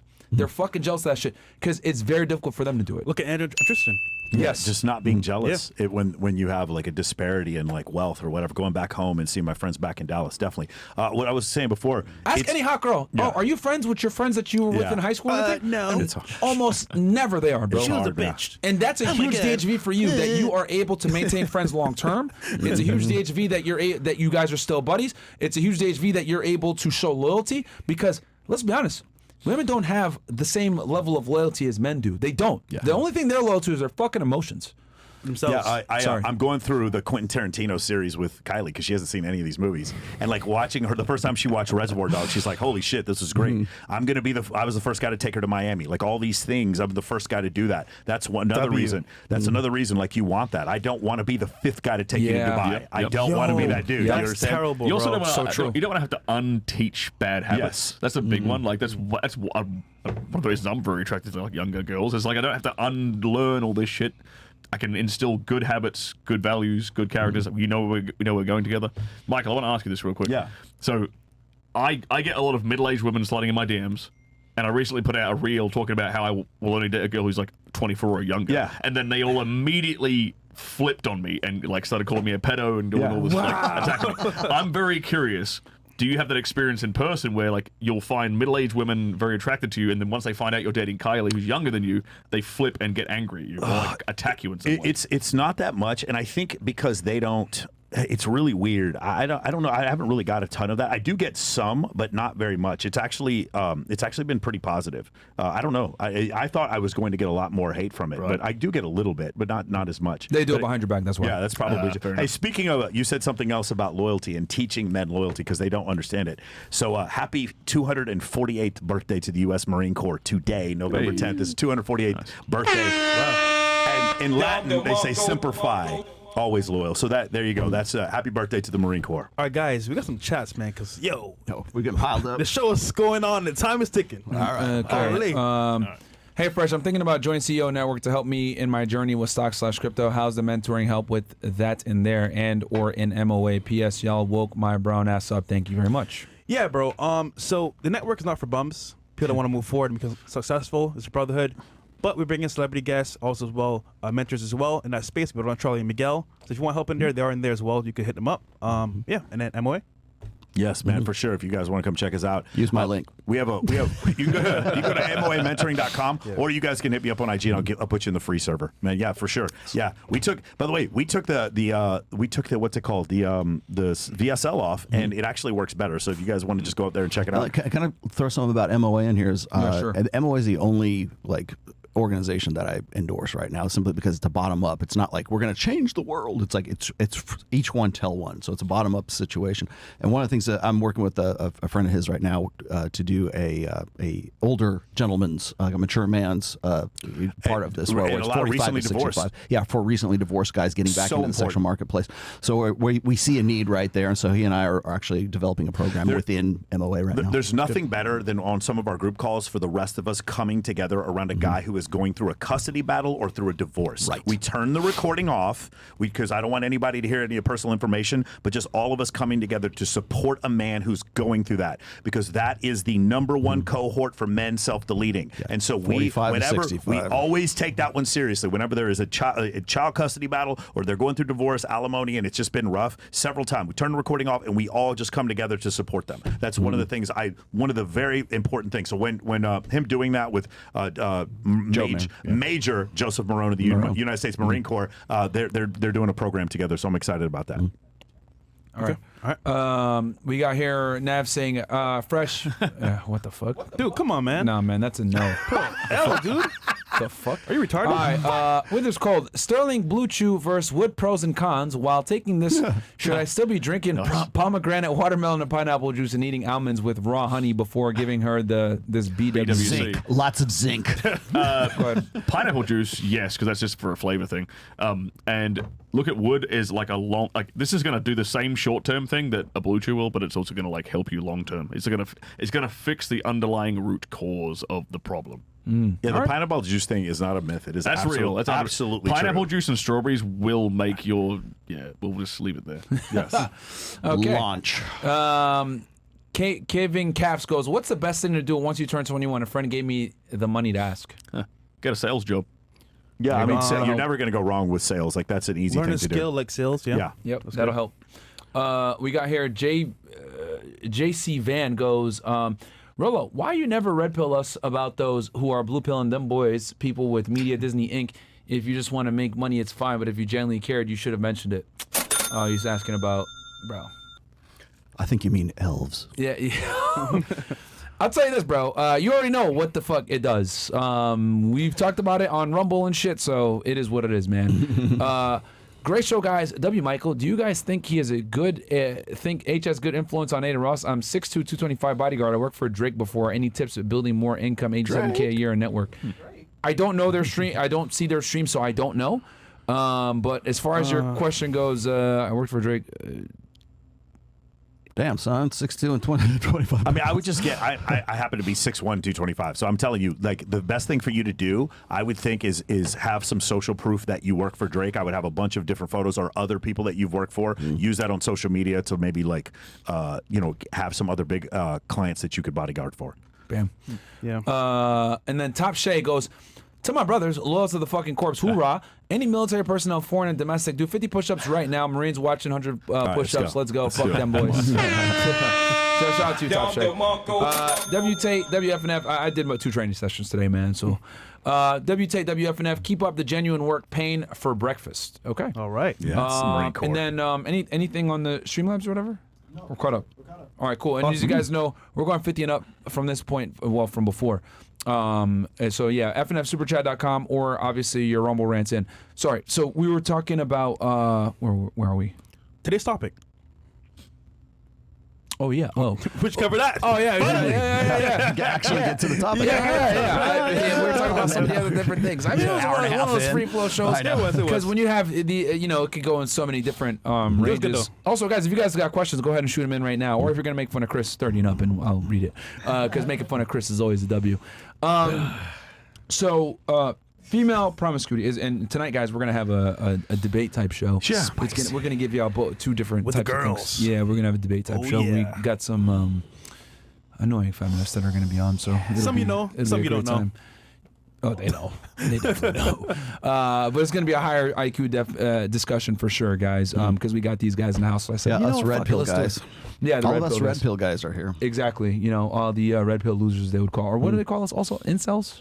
Us red pill guys. Nobody wants to name names anymore. And if you're going to talk shit, if you're going to be critical of the red pill and name those guys people. and their movement and their philosophy, because there's a lot of RP guys that we don't necessarily agree with, and we don't. Well, they usually say some bullshit about, and I see this more out of tradcons these days. Is they'll mouth off about some completely ignorant shit and like stuff I have countered like for decades now. And then they'll say something about like, oh, those red pill guys always say X, Y, or Z, right? And they never say who the fuck they're talking about, but they'll flash your face on there and they'll flash my face on there. Of course. Like, wink, wink, nod, nod. Like you're a fucking coward if you don't name names. Say my fucking name. That's not just like, me putting my sound, put my sound drop on there. My name. I have to give you that sound drop. But it's not, if you're going to make that bold a statement, if you're going to say, I am so well versed and so knowledgeable about this. They'll say something that we never even say said. my fucking name. Say Myron's name. Say whoever you're talking. Say his name. Let's be specific. Like in the last 24 hours, Lotus Eater was on with what's his face, Alex Datesike, saying that people in the red pill community said that 20% of men are having sex with 80% of the women.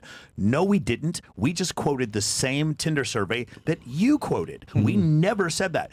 With the other one, and I clarified this so. And there was another one today, and I can't remember who it was, but they legitimately said that we all said that men and women should be separate, and then we're trying to tear men and women apart. No, men and women are better together, and everyone on this panel has said so. Yeah. So the problem is you are either being negligent or you're lazy or you are deliberately lying by saying things, because the problem is when we tell the truth and our audience grows, it's inconvenient for you. And I get that it's inconvenient, but you should be willing to debate and then find out. What I predict is going to happen is after these elections, you're going to see a lot, because they're not going to have that fire behind them anymore. They're going to be like, please come on our shows. Please come on our shows. We want you on our shows now, because that's what's going to happen. Right now, we're inconvenient for your narrative because we just want to tell you objective truths, even when they're ugly. And we're not trying to make things personal. I don't hate women. I think women are fucking incredible. I love the shit out of women. But the thing is, when I make a statement about body count or whatever, if it's inconvenient for your narrative, you should accept that and then question me, because I am never going to back down, and neither is he, and neither is Sterling or any of these guys. We're going to back down. Why is it our side is always willing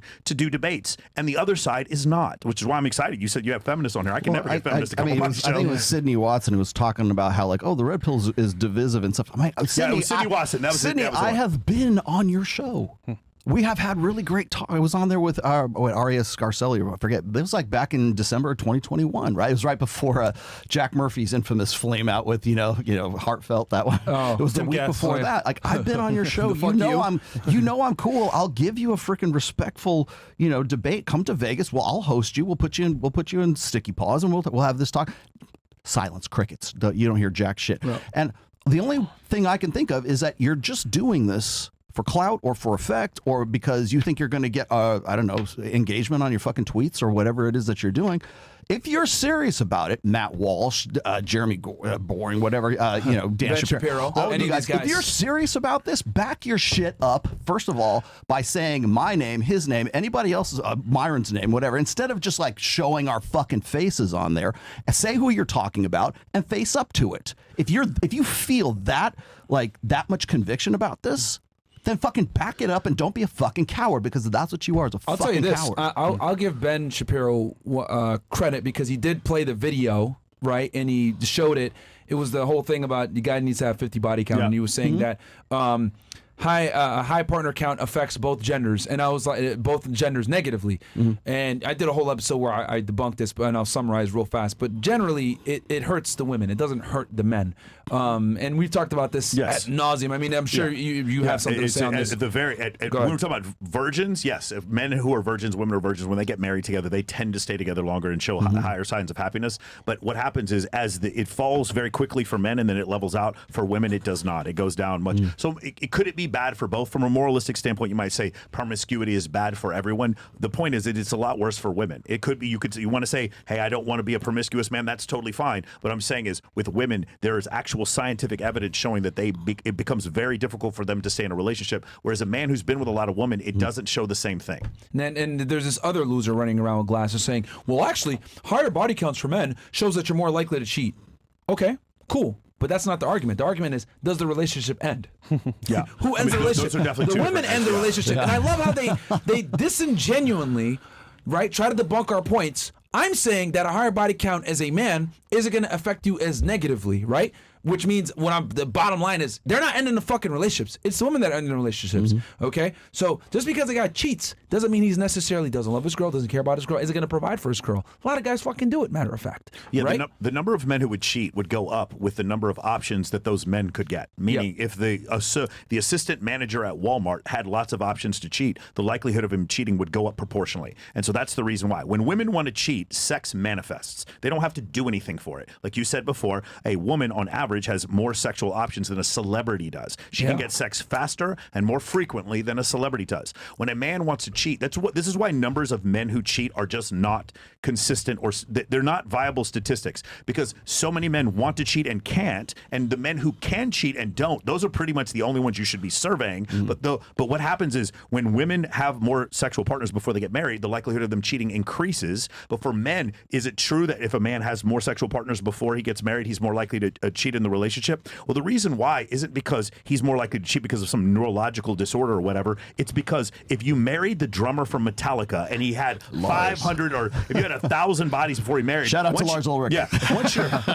Once you're married to him, that doesn't change. He's still just as attractive to women. So women are going to cheat because of previous sexual partners, and men tend to want to cheat because of their options. That's what makes it different. Yeah, and I think the most important thing is, the men aren't going to end the relationship. Yes, I mean, right? that's just not fucking happening. ginger running around trying to say, well, you're actually wrong because men that have higher body counts are likely to cheat. They don't end the relationship, you fucking loser. And I hate these guys. They try to disingenuously attack my argument. The bottom line is still true. If women are hoes, the relationship ain't going to last, because they're going to break it off. That's where it goes. That's why chicks that are sex workers, that's why girls that do certain types of professions, etc., they have higher likelihoods of divorce. Why? Because women are the ones that initiate the breakups. It's not the fucking men, dude. Yeah. It's not the men.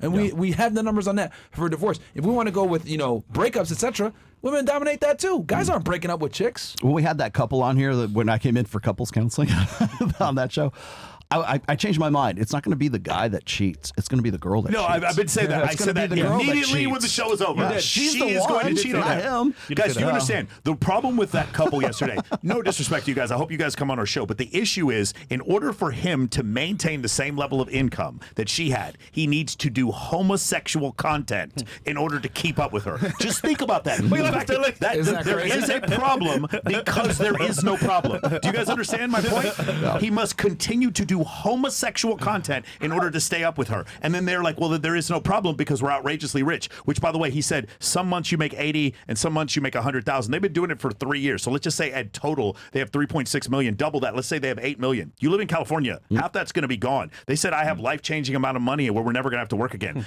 I don't know what. Are you moving to Puerto Rico? Like, what the fuck are you talking about? It's like, no, if you both give up your job, it's $8 million if you live in Los Angeles is not going to last you for the rest of your life. That's not how that works. To me, the delusion is what happened, because again, they believe that each other won't cheat, but like you called it, yeah, by default, him being who he is, she's gonna cheat eventually. For sure, yeah. I mean, I could definitely see that. And then he's going to want to, but you're right. Like, he wouldn't end the relationship. But it's one of these things. And it might be not. I got that from the context. Yeah. And it might not be like directly cheat, but she's gonna monkey branch. Like she's gonna start talking to some dude. She's gonna have an option ready to go before And she's the actual she's in an happens. industry. She's in an industry where the opportunity for that exists. Absolutely. Yes. Yeah. I might know something about that. Yeah. Interesting take. I mean, yeah. I hope nothing bad happens. But I mean, this is not hope. This is not hope, but if I'm one saying- cheats, it's probably going to be her. Y'all think it's going to be her first? Okay. I think with him, like, the option is just more apparent right now, probably just because the money, he has some social proof, etc. But yeah, some girls are definitely going to be turned off by his like IG and shit like that because it's G for P, bro. Is basically what it is. Right. Yeah, I'm not gonna lie. He typed this. I didn't even repost it. I'm like, nigga, no, nigga, no. Yeah. You cool, bro? But nah, bro. Yeah, it's a lot of it's G for P shit. But no, that's an interesting take. And then with her, it's just that I look at it like they just got married, so I think she's gonna be cool probably for now. But yeah, in the future, I could definitely see. Also, he's following her lead. Yeah, Oh, yeah. if She you wears realize- pants. The other she problem wears is pants. She because does. you brought it up, when it happens, it's going to be 3 times worse because they came on here and professed in front of 20, 30,000 people, whatever, more than that, that no, he won't ever want to cheat on me. That when he finally does get to a point, it was like, hey, maybe we could have a threesome, or he brings it up, or he starts having inclinations of hooking up with some other girl. It's going to be 10 times worse because they said no here. Yeah. You see what I'm saying? And that's another reason too why because I already know what chicks like her, how they think, dude. Like I was like, bro, this girl's on a high horse. She thinks she's special, etc. And I just had to let her know, like, you no longer have leverage in this situation. You're dealing with a guy that doesn't understand his value because he was a brokey for so long and came into this money, and he's younger than you. So you're kind of finessing it, but the reality is it's gonna come. He's probably gonna fuck a bitch and you need to stick around. Now with him, I mean, he should be smart enough to know if she cheats, it's fucking over, right? But I mean, I don't know. Guys too much, nowadays, too you never young. know. Myron, too you called fast. it. You never Last know. show with Neon and his girl, you called it. Yeah, I did Called it. it again. Yeah, so I mean, but I genuinely think I will say this, and this is where we could. I think if anything, he's probably gonna cheat on her before she cheats on him. yeah, it could happen. That's what I think. Am I wrong? But I want to say this too for You the know how audience. much extra money he could make? I mean, that seems like a pretty fantastic. Yeah, he's probably getting a bunch of opportunity. offers. Yeah, but yeah, I think he's gonna cheat on her, and then what she'll probably do is she'll retaliatory cheat, right? Definitely. If she doesn't listen to what the fuck I said, she'll cheat from a retaliatory standpoint. But like, I mean, yeah, dude, her nose is up in the clouds. If she really thinks like, oh, I'm just gonna leave at 28 and you had a sex scene and you're on OnlyFans, no guy is gonna take you seriously at your status. Nope. Like any guy that has money and has as many followers as you or has a public image is gonna be like, fuck no, I'm not wifing up this girl. Which is why I'm so glad that like podcasts like this are out. So many girls are mad and no, the red pill, blah blah, incel culture, blah blah blah.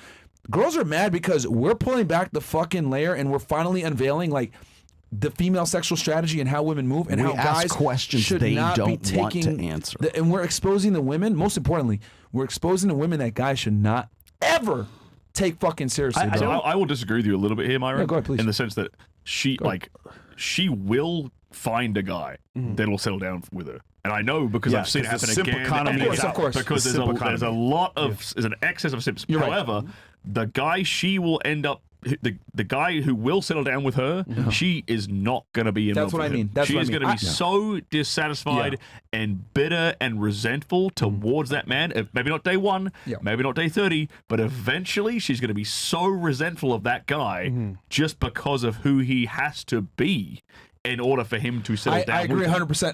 I should have clarified. For her to be satisfied, Yeah. she'll find a guy. Yeah. But the key is finding a guy that she's actually satisfied by. Because here's the thing. For a woman to be satisfied, she's got to be with a dominant leader that has, That she you know, and I respects. hate to use this term, alpha characteristics. Guess what guys that have these traits don't fucking do? They don't wife up sluts. Like, So, and Sterling, yeah. you called it, Go ahead. bro. Again, in this scenario here, let's say this happens and she does break up with this guy and moves to the next guy. Like, on some level, she's gonna have to follow his lead again. Sorry, I mean, he's gonna have to follow her lead, like this guy from before. So it's crazy, bro. Yeah, the OnlyFans economy is far outweighed by the simp economy. The simp economy will the population of the simp economy, and as things increase, you're going to see, like, again, read Ray Kurzweil's book where he talks about people fucking robots and women having children with other women. Like, we're going to get to a point where, like, that number of men who are having zero sexual partners is just going to continue to increase. Kill Twitch, by the way. Kill Twitch on Facebook. Yeah, go ahead. The simp economy is going to 10x the slut economy. That's because you said simp. I actually had a question for you, bro. So OnlyFans, right? Question for you: have you seen girls be depressed, be sad because they regret what they did, but now they're in it? They're like, "Damn, I'm too far gone. This got to continue." 100% yes. Yes, and they don't even recognize why. Yeah, 100%. So it's funny because I know they want love. I know they desperately want love. The problem is though, like, they did so much shit on the internet, they can't take it back. You know, the darkest thing is that, like, they hate their fans with a passion. Yes. They resent the guys that they have to deal with in the DMs. That's the kicker, right? Women think doing OF is like, oh, I post a titty pic here and there.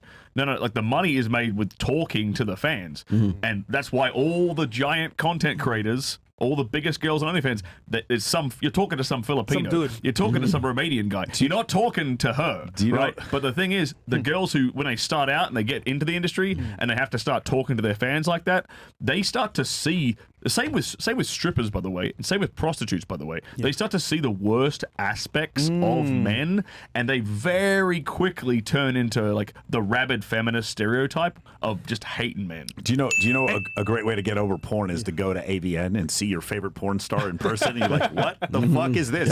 And then look at the line of men that are lining up to get autographs from them. Autographed DVDs, they're by the way. holding flowers and DVDs, and then just remember, you're one of them, motherfucker. You're one of them. I will never masturbate again. No, you stupid. Man's got a point. Me and Miguel were at the AVN Expo in January. It was like the first time I've ever been there. I'm like, there better not be any motherfuckers that know me here that come up to me and ask me, like, hey, I love your shit. Of course there were. Like, I better. And of course I had people that. Yeah. By the way, what is this incel culture? I had a lot of sex this month. I'm really confused. I'm not involuntarily celibate. How does that work? They call me an incel. I'm just so confused. How are we? I'm not trying to be mean. I'm trying to understand must be. How is this incel culture? I'm really trying to understand. I just don't understand. Infamous incel who got his dick sucked on camera for money. I just don't get. Yeah, I don't really understand. How does that work? I'm not trying to brag, but I have had sex this month, and I just don't understand why I'm a part of. What you're saying about the simp economy? It's like it reminded me of this. Like, I think it was Warren Buffett who said, the market can stay chaotic longer than you can stay solvent. Yeah. It's the same thing. That sexual that marketplace can be as, like, simp economy can be chaotic longer than you can handle. Yeah, so I have a question as well. So it's sad because on some level, some of them need money, and they go to, like, prostitution, OnlyFans, stripping, and then once they get the money, and they want to actually find love, they can't, because in the same breath that they want a guy to value, he's like, yo, you know what? You did this shit. Nah, I'm good. I'll smash you, but we're never gonna get serious. Is there a way out for these ladies or no? The out is to lower your standards. That's 100% correct. There will always be somebody with low enough standards to accept that. That's the point I was trying to make before with Myron. Yeah, there's always a guy who's willing to date that. But being honest here, she doesn't really want that guy. No, of course not. No. Yeah, so is that really a way out? But the answer is you end up not the answer, but the result is a 56% divorce rate, 52% for first marriage, 68% for second marriage, 73% for third marriage. That's ultimately what the result of what happens. Also add into that, right? Compound that with birth control, right? Because a lot of these girls, if they're shooting boy girl content, right, on OnlyFans or whatever, they're probably going to be on birth control, right?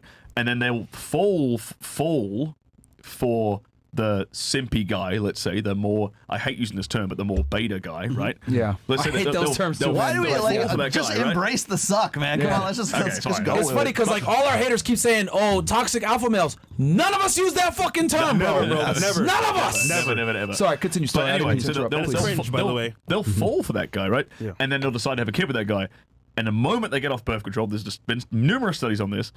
Like, when they make massive different mate choices on birth control and off birth control. She's into the guy on birth control. She gets off it, has kids with him, and then ta-da, she doesn't find him attractive anymore, and she divorces his ass and takes the kid and gets child support. And then you compound that with Thus the fact that, like, proving the dual mating strategy. Just saying. a lot of guys, let's be honest, when guys are in long-term relationships, especially after they have kids, they've done studies on this too. He becomes, his T drops, Yep. he, gets comfortable, doesn't go to the gym, etc.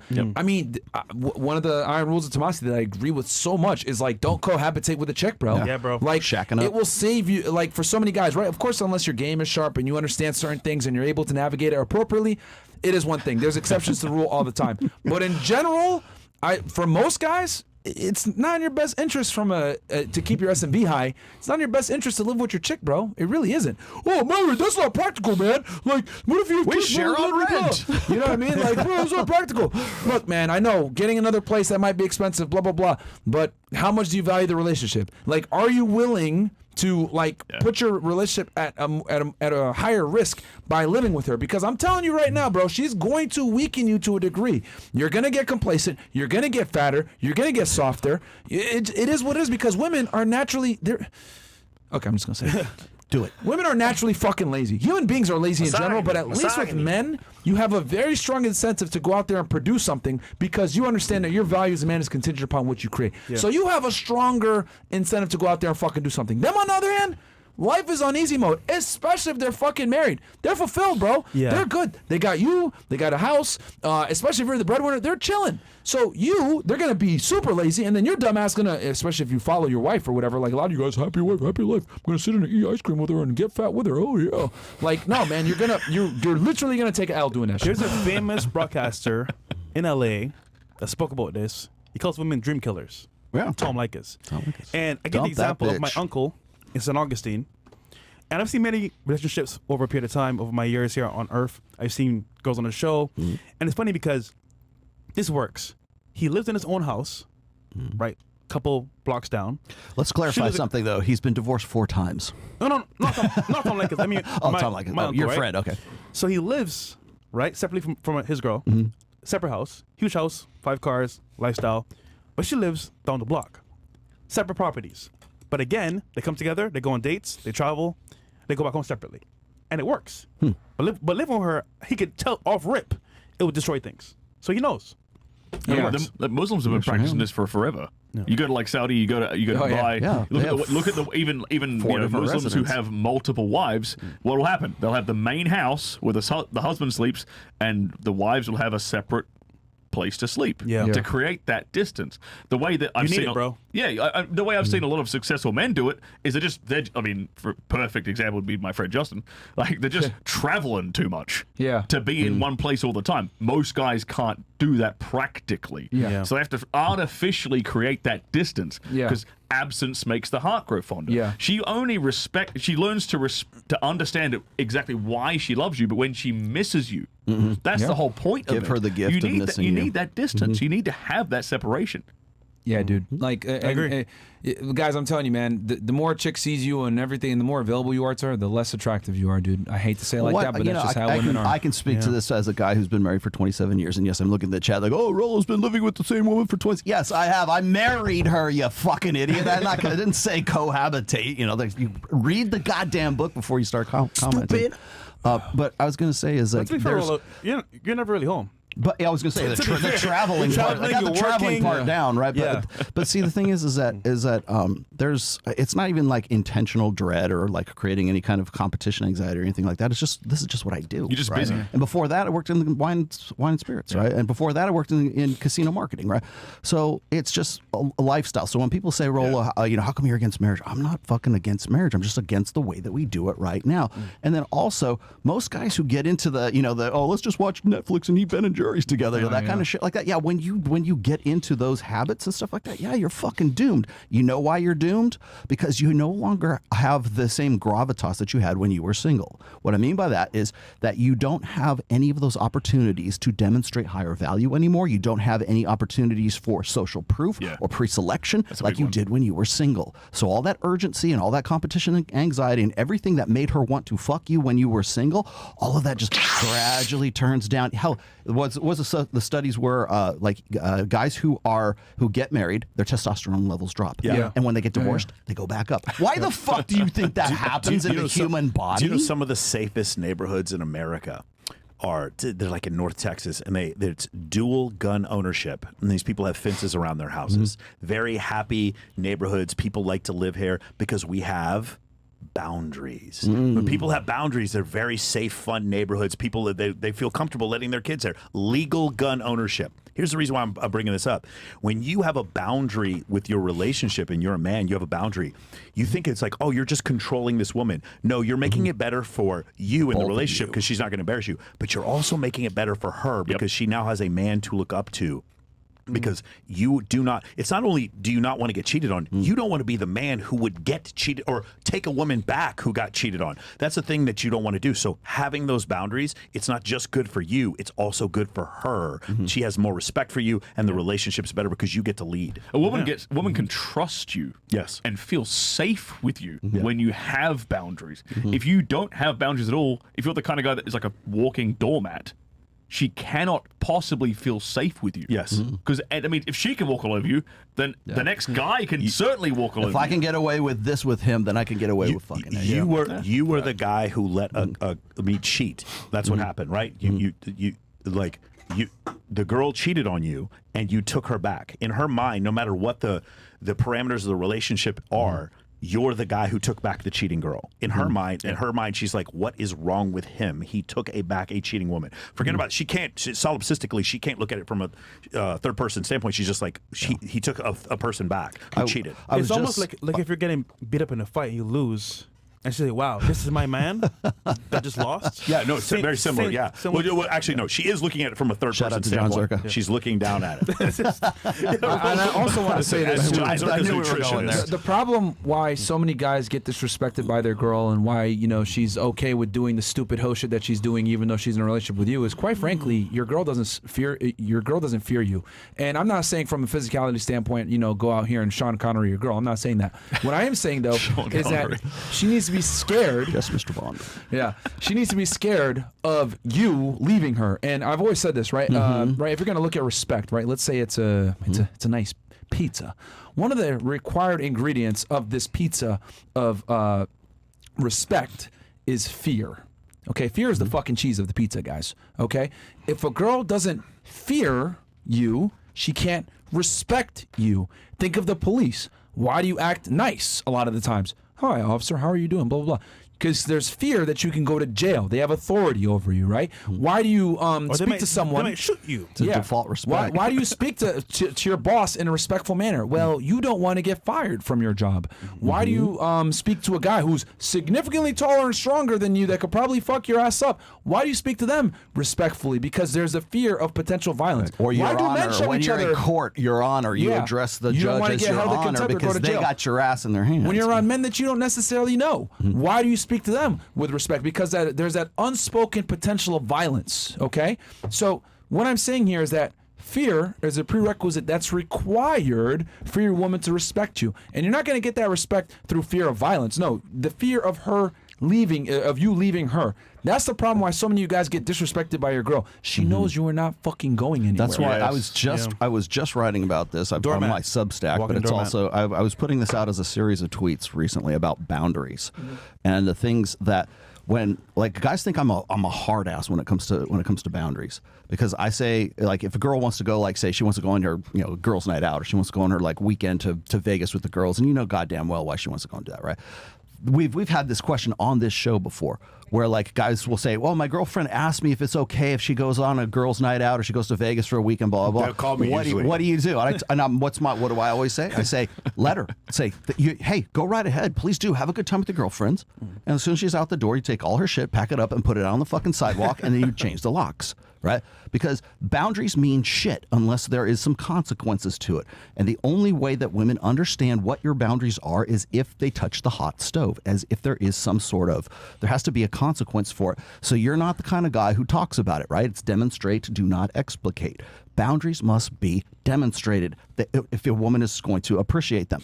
The moment you're talking about them and trying to give her an ultimatum, that's when just the very fact that you would need to do that means that her desire level isn't high enough to have the insight to know what your fucking boundaries would be in the first place. Yeah. I value this guy, as you were saying before, it's the fear, but the fear and the dread comes from an insight saying, I appreciate this guy so much, and I know he is so confirmedly high value that I don't want to fucking, lose this guy. Yeah. So maybe it's not a good idea if I have more desire to stay with this guy on the weekend than I do to go with my girls out on a girls' night out.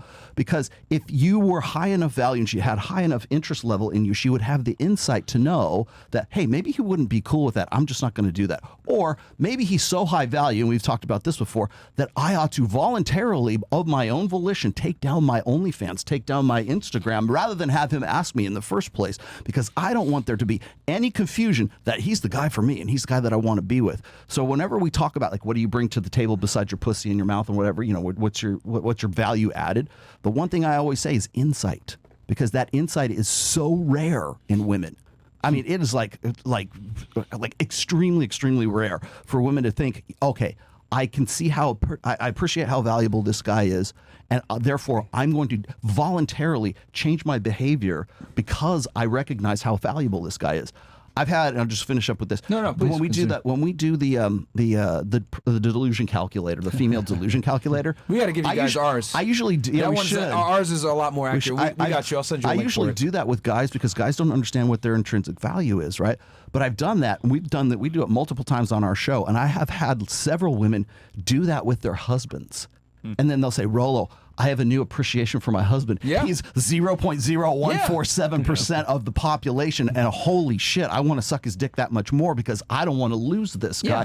Because they've never had it put as black and white number terms, so that they can say, wow, I'm really with a rare animal. I'm really with a guy who actually maybe I should have be a little bit more insightful. And this is why I blame social media so much, because what it's effectively done is it's made women think that these guys are all over the place. No, they're fucking not, you dumb hoe. And you they're might really be not. married to one, and you might just say, yeah, fuck him. Yeah.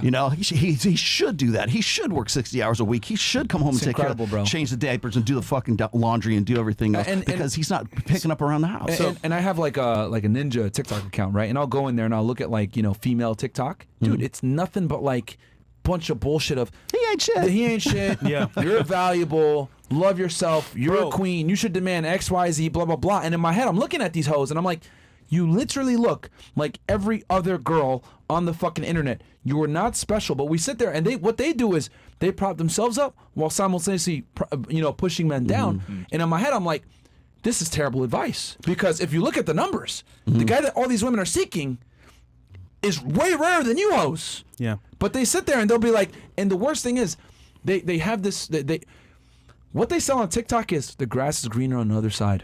Leave him. It's okay. Divorce porn. You're like, divorce it's porn. divorce porn. But TikTok itself, you know why they do that?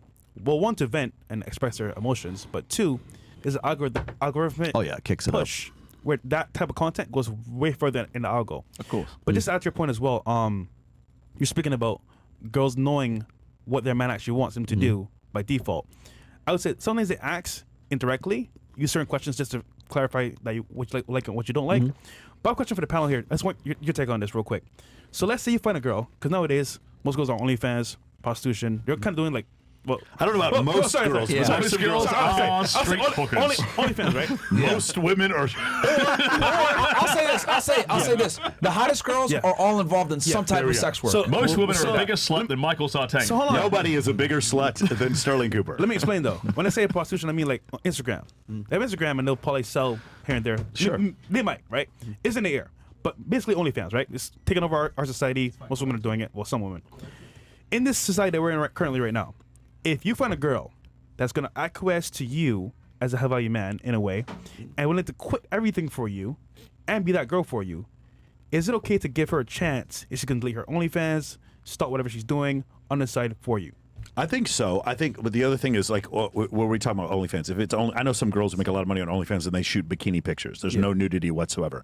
I think that's not that to me. When we say OnlyFans, we're just everything in OnlyFans is hardcore guy girl sex with midgets and fucking donkeys. That is not. There's a lot of girls canceled. Baby alien. What the fuck? There's a lot of people that are OnlyFans that just post pictures of them in bikinis. Yeah. That's different. I think if a girl gave up all that, I don't think I have a problem with it. If a girl is doing studio porn and hardcore porn on there with multiple men and she keeps that up, then of course there's just no way. Like there's just no way to do that. By the way, I don't see I just want you to consider, guys, one more time. Like we were just talking about being embarrassed in the situation with Neon and the situation with ZherKa.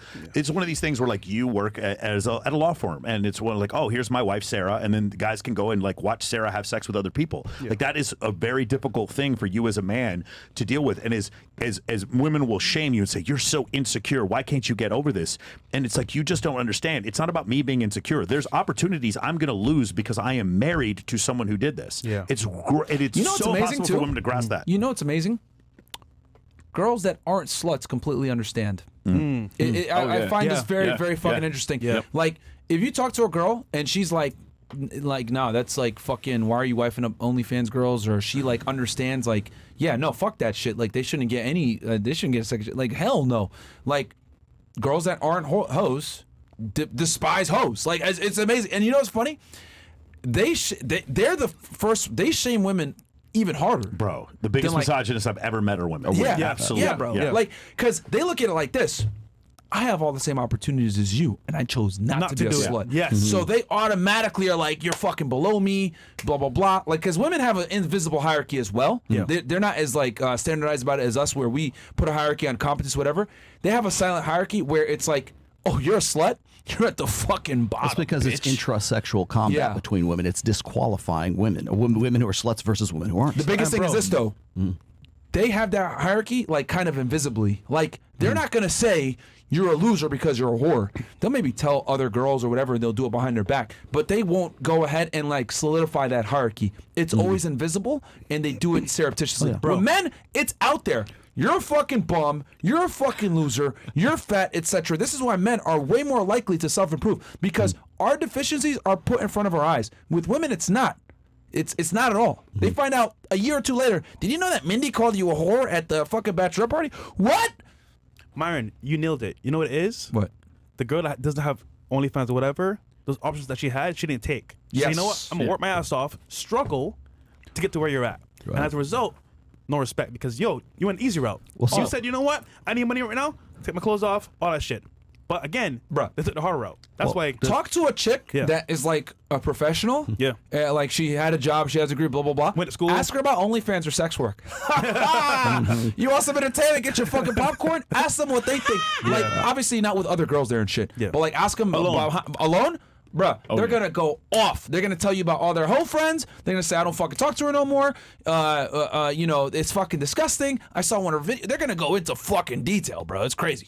To answer your question, so when we talk about like open on your end and close on her end, right now we're kind of like debating what kind of relationship format we want. For instance, like if it's for him, it's open on his end, but she's bringing in girls. That's kind of like their arrangement. So open on his end, close on the girls' end. We talk about this like Justin Waller has the same kind of arrangement. Then there's the Destiny situation where it's open on both of their ends, and God knows what the fuck we're going to call that.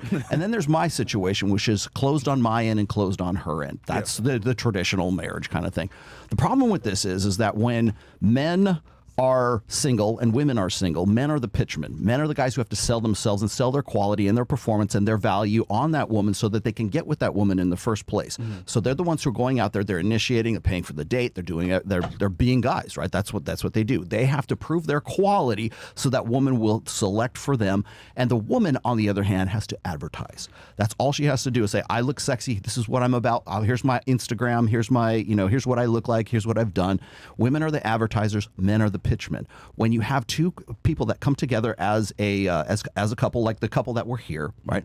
What happens then is there is an expectation that the woman is supposed to stop advertising her ass and the guy is supposed to stop pitching, right? He's supposed to like not stop looking for other bitches, and she's supposed to stop saying I'm available. Right. The problem is in the social media era right now, the guy, if they're in that situation like mine, right, closed on both of our ends, if that guy goes and pitches and flirts with the fucking waitress at the club or something like that, or he sees somebody else and he's pitching himself as being available, we call that a dirty cheater. We call that guy a son of a, it's infidelity, right? But if a woman is still on Instagram and she's still advertising herself, and maybe her revenue is dependent on that, we don't have a problem with that. So technically what you're looking at is it's open on her end and closed on your end, although we're supposed to believe that it's closed on both of our ends. And if the guy has a problem with her having sexy pictures or making her money on OnlyFans, Instagram, whatever else it is, advertising her sexual availability, even though she's not sexually available technically, right? The soft launch and all that other bullshit, because women will lose their market capital if men think that she is actually taken. She'll lose followers, she'll lose clout, she'll lose whatever. If she's still advertising and the guy cannot pitch anymore, he can't sell himself anymore, it is open on her end and closed on his. The difference here, and to answer your question though, is she going to say, you know what? This guy is so hot and is so high value, and I am so I cannot do better than this guy. I'm going to stop advertising. Then yes, it just depends. Like what was she doing before? If she says she takes it upon herself to close out her OnlyFans, close out her Instagram, whatever, and she says, you know what? All of that I used to be available, I am no longer available, and I'm only with you. Then yes. Interesting. And that's just because I find guys to say on the show, they're like, oh, fuck these girls or whatever, like they're whores. But then some of them still date them, right? And take them seriously. And because I want to say the amount of girls that are actually available, some of them are doing that stuff. So how do you choose, who to pick? Sterling. Yeah, going back to like the whole point you were making about in setting boundaries, right? And like you demonstrate, you don't explicate, right? Right. One of the things that I have found is very, very useful on like a first date, because I do set boundaries and I have enforced those boundaries in the past, right? Is I will. This goes back to what you said about storytelling and the ability to tell those stories, tell DHVs subtly, tell these like nuanced points. I will very often talk about a previous instance of me cutting a girl off for certain behavior, and then surprise, the woman I'm on a date with will. Like I told this to you yesterday in the cab. She starts deleting photos off her Instagram in front of me. Instantly. Showing me her Instagram. Is this acceptable? No. Deleted. 300 pictures deleted as I'm sitting there on a date with her. Yeah. Like that is a way to express those boundaries with a woman before it ever comes up. Indirectly. Yeah, indirectly through like your previous experience. You have to, obviously, the whole point, the only reason I'm able to do this is because I actually have enforced those boundaries in the first place, though, like you said. Okay. That's it for me. No. Okay. I just wanted the audience because I think some people don't understand that, like, the dating pool in America, especially, is tainted. And as a result, we got to choose. Single mother, OnlyFans. I mean, that's it. That's all we have to choose from. That's about it. Nothing else. Well, Like, that's America. all we have to choose from. I am actively out there in the dating marketplace, dating, and it's like, bro, guys have it tough, bro, because you got to choose from trash. Literally. Well, if she's hot. Yeah. If she's hot, she's probably doing some dumb shit, bro. Yeah. I just hate to fucking say it. That's the reality. And that guy, you might never know. She might never tell you. Yeah, you might not know. So that's just how it is, unfortunately. And this is why I think people get mad at me for saying this. You want a girl somewhere in that 6, 7 range, 8 range at the highest. You know what I mean? Marry mids. Bro. Yeah. Like those are the girls typically. Because here's the thing. But those girls also tend to be the biggest whores too. To be honest with you, girls in the mid ranges tend to be the biggest whores. There's a study we just uncovered where less attractive women are more likely to cheat on you, but more attractive men are also more likely to cheat on you. Yeah. So you got to find it's a balance. This is what I've noticed. Like the things that I've noticed that tend to be the most favorable. Obviously, she has a father. That father was a traditional provider. He has money. Successful. Right? Okay, so she never had to do dumb shit, blah, blah, blah, right? She lives with her family still. She's only had, a few boyfriends, younger. What else? Yeah, those are some good things that, like, if she has those things, the likelihood comes down. Her Instagram is either private. or very few photos. Even better, no sexualized photos if she does have pictures. These are things that are, if like you guys have this all-in-one girl, the likelihood of success goes up. Now, does this mean, she's fairly religious? That's a good one too. But again, that can come back and fuck you up. Yeah. So it's very important. It's case by case. These are things to look for, and if they're all working in tandem, your likelihood goes up. But again, guys, nothing is foolproof. Because people say the solution is passport, but then I have to argue. Hold on, I have to argue, bro. Just so you know, even in Colombia, we just came back from Colombia. Yep. Bro, girls over there aren't any better. Oh, they're pregnant. They're pregnant at 16. Bro, they're all single mothers. Dude, I have a friend, right, bro? He gets pleasure off of this. He'll DM a girl with a boyfriend and literally pay her to smash. And she does it. I'm like, hold on. This is a regular girl, not working, not sexual, that just says, you know what? I need money right now. Wait, it's is that crazy. who I think it is? It's who you think it is. Oh, okay. And it's like, bro, this is sick, man. But again, the foreigners that came to Colombia fucked it up, man. 100%. Yeah, what's a westernization? bro. Well, it's exporting feminism to other countries. Is what it is. Or gynocentrism. I So should what's say. the solution, man? I mean, bro, we're all screwed, bro. Kind of. Adapt.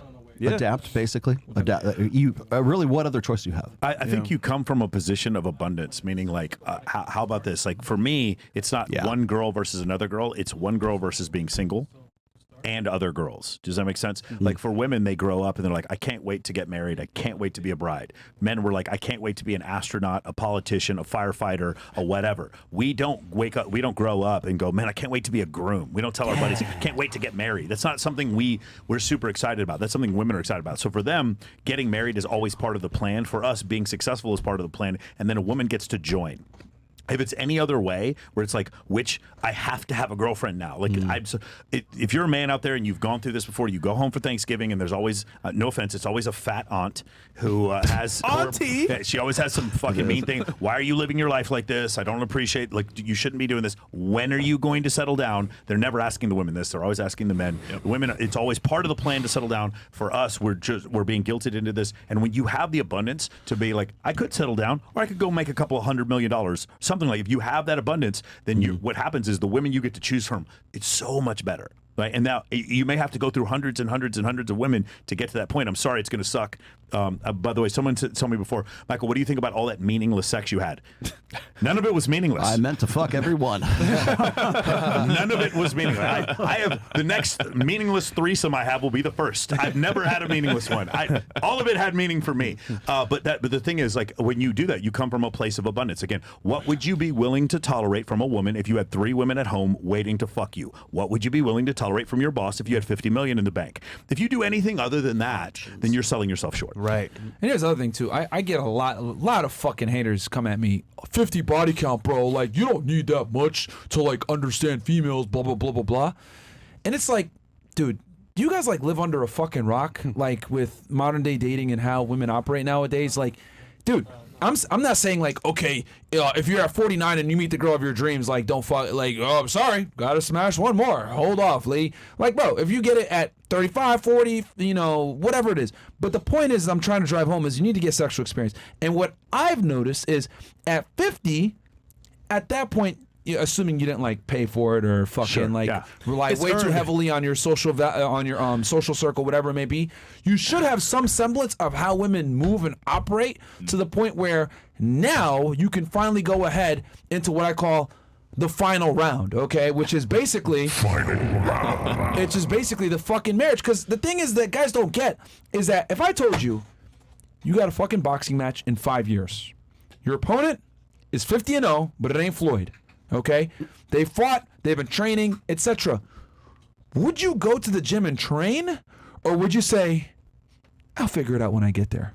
You would probably go to the gym and train, wouldn't you? Especially when half your money's on the fucking line. You can lose your kids, you can lose your freedom, etc. You're probably going to go to the gym and train, wouldn't you? Okay, fantastic. That opponent that's 50-0 is your future fucking wife, bro. Because I'll tell you this, even if she's a fucking virgin, nice girl, good family, etc., she's had way more interactions from the opposite gender than you fucking have, bro. Yeah. And if you don't understand how to go ahead and get in the ring with her and square up and defend yourself properly, deliver hits, I know not you fucking weirdos really like sitting here, I'm gonna go fight my wife now. No, I'm saying prepare for the fucking boxing match of your life that can literally determine your future. Women are Zherka, quite effectively listen up. 50 and fucking 0. 50 and fucking 0, if not more. The hotter she is, the more knockouts she has. So wouldn't you train for that fucking fight when everything is on the line? Yeah. A lot of these idiots, my detractors, are telling you motherfuckers, it's okay, bro. Just believe in God. You'll be able to fight, win that fucking match. Bring the Bible with you to the fucking ring. Bring the Quran. Bring the Torah. It doesn't matter. Religion will save you. No, it fucking won't. You need to go to the gym and fucking train. God's not going to save you when you don't have the fucking training, motherfuckers. Yeah. That's just how it is. So I'm telling guys to go to the gym and train for that fucking partner, that opponent that has 50 and 0, 100 and 0, 200 and 0 if she's fucking really bad, etc. So that's why I tell guys to get the sexual experience, because you're going up against an opponent that is very good at what you guys are about to do, which is what? Yes. Dealing with the opposite fucking gender, That's man. exactly, Holy fuck. That's exactly what Jim Sexton, like our friend, our divorce attorney Jim Sexton says, is most guys, when they are in a divorce, they're learning to fight in the fight. When they finally get to the ring, it's too late. They're learning to fight within the fight itself. Yeah. I'll say that like having podcasts like this one helps guys to learn some of these pitfalls and these traps before they like with a lower count. Yeah. Right? And some guys will learn it at 50, some guys That's a good point. I didn't learn it to like fucking 100, 200. It took me that long to like get it. Yeah. Some guys will get it at like 10. Yeah. Right? But podcasts like this are the ones that help guys speed up that entire process. Which is why what you do is so And then important. of course I can be married for 27 years and I can say, you know what, the divorce rate is really 56% right now. People go, "Oh, Rollo's against marriage." Like, no, dude, you can actually put stats out there and actually talk about things that you might not necessarily agree with, or you think is good or it's bad. It's just a fucking stat. But you know what's scary? Some guys never wake up, and then they die blue pilled. True. That's the worst, bro. Man, I'll tell you, I deal with guys, and particularly me, like a guy like Robert Kiyosaki or some of the other older guys that I deal with, right? Better late than never. I mean, Robert's a different animal, obviously, because, you know, he's Robert Kiyosaki, right? But there's guys who get to be 70, 75 years old, and they go, holy shit. My whole life, all the decisions and everything that built up to where I am right now was because I didn't have any actionable information. I didn't understand the shit that they're talking about right now, and I can't believe it. And oh my God, I'm either going to self-delete or I got to rebuild myself. And that's harder to do the older that you get. Kiyosaki was lucky that he has a bunch of money. I mean, and I can't tell you, dude, one of the top comments we get, where were you guys 20 years ago? Where were you guys 10 years ago? Oh my God, I wish I had this when I was younger. So I'm telling you guys, you're right. That's a good point, Sterling. You guys might be able to figure this out at 20, and you might not need to hit the 50. The point I'm trying to establish here, because people are so fucking retarded and don't understand, is I'm telling you that there's a match. You need to train and be prepared for the match, because it's the match that will dictate the rest of your fucking life. Marriage is not a fucking game nowadays, guys. It's not. And I'm telling you, man, these women are fucking Floyd Mayweather out here nowadays, man, with the defense and hitting you when you don't even expect it and all this other bullshit. So it's like, guys don't get it, man. And what's worse, adding social media, girls now go to TikTok for information. So they're being literally brainwashed with the agenda from day one. So you're fucked. They have a motivation to knock you out in the boxing match and take your shit. And they will. They fucking will. And here's the other thing. They got the stamina. They'll go the 10 rounds and then knock you out on the fucking 11th or 12th when you're fucking gassed because you don't have the stamina to keep up with them, because you don't understand RP knowledge. You don't understand female nature. You don't understand how to maintain attraction over a long period of time. I'm going to tell you, I'm going to throw out the obvious thing that everybody will counter this with. Okay, not every woman will do that, right? It's not that every woman will. It's that any woman can. Bam. Brutality. Mic drop. I hope somebody fucking wakes up from this. If you're in a shitty relationship, bro, where your girl isn't afraid of you, she doesn't respect you, she's talking you crazy. She might be mad right now that you're watching this podcast, bro. Turn that shit down. I don't want to hear it anymore. You need to seriously assess where the fuck you are in life, bro. Where are we at here? I think we got a couple of these things, then we'll close this out, because we got probably a longer show for this debate. I'm about to partner in a business that my friend already has, and it's LLC. Problem is, I just told my wife I wanted a divorce. I don't want to mess up on the money and startup, but I don't want to hurt the business. What do I do? Oh, this is such a James Sexton meme. He literally just talked about this. Yeah. It's so unfair. Like if my two business partners get a marriage, or they go into a marriage, I will require them. No offense. Hey, listen, Grant Miguel, if you're listening to this, you have to get a prenup. You cannot, if you go through something. Now, 1/6 of my business is owned by your wife. That is never going to fucking happen, bro. You're putting these people in a messed up situation, and that's the reason why, like I was saying, like Jim Sexton brought this up, and it was a huge revelation for me because you've seen this. When the Dodgers, you remember the owner of the Dodgers, the married couple, they split up. They had to sell the Dodgers because of it. This terrible situation. Same thing with the Clippers. You'll see this situation happen. NBA owners or NFL owners will get a divorce, and they have to sell the team. No, you're not putting my business partners and my employees through that. Absolutely got to do something about it. This is why, in business, never, and I repeat, never do it with someone that's blue pill. Yeah. As a result, yeah, you're real fucked. talk, bro. I mean, I've said this before. We had to talk with this when we had Andrew Tate and them here. When all of us were here, actually. Mike wasn't here yet, but we talked about not getting into business with simps. And the reason why, guys, is because, quite frankly, if your buddy or your business partner has to ask his wife for permission, like, what the fuck is going on here, right? Like, there's something off here. Oh, yo, let me just run that by my wife. That's the pussiest thing I've ever heard in my fucking life, bro. If it's business, if it's some shit that needs to be done or whatever, I'm not asking my girl shit. My wife, I don't give a fuck. I'm the man. I lead, you fucking follow. If it's off to a cliff, then off we fall. But it is what it is. I'm never gonna fucking sit there and be like, let me ask my wife for permission or whatever. Yo. You don't want to do business with those fucking guys. Furthermore, she could leave. Yeah. Yeah, no, it's be just way more. like, bro, like, hell nah, man. So, yeah, dude, definitely get that squared away, man. Get that fucking squared away. And don't go into business with fucking simps, man. Holy shit. bro. Because he's going to go off of what his wife says. So, it's not him running the business, it's his wife. Yeah. Get on your knees. $100. It goes, Fresh and Fit. Love y'all. You have two options: a main girl who's a church girl and a virgin, or a 304 and attractive. You must choose. P.S. Chris, you're funny as fuck. Shout out to Mo. A main girl who's a church girl and a virgin. So church girl, virgin, or a hoe that's attractive? Church girl all day. I don't understand the question. No, so he's putting the two together. One's not attractive, but she's a virgin. Oh, she's not attractive. One is She's a attractive, but virgin. she's a hoe. Being single. How much of a hoe are we talking about? Grand Theft Auto And 6. we said 304. Grand Theft Auto 6. She's a big I'll hoe. find me a girlfriend on GTA 6. Yeah. That's bro, a tough one, kind of. Bro, 100%. Bro, I will happily give away like 1 or 2 SMV points for not being a whore any day, bro. Any fucking day. Every like, man wants a slut. I don't think you He guys just wants get her it. to Like, be his slut. you know what it is? It's that, and I've said this before, and I want to say this one more time. A lot of you guys haven't been with a really attractive girl Yeah, before, that's a true. 9 or a 10. Let me tell you what dating a 9 or a 10 is like. They're narcissists. They're solipsistic. Every time they pass by a mirror, they need to stop and look at things. It takes them hours to get ready.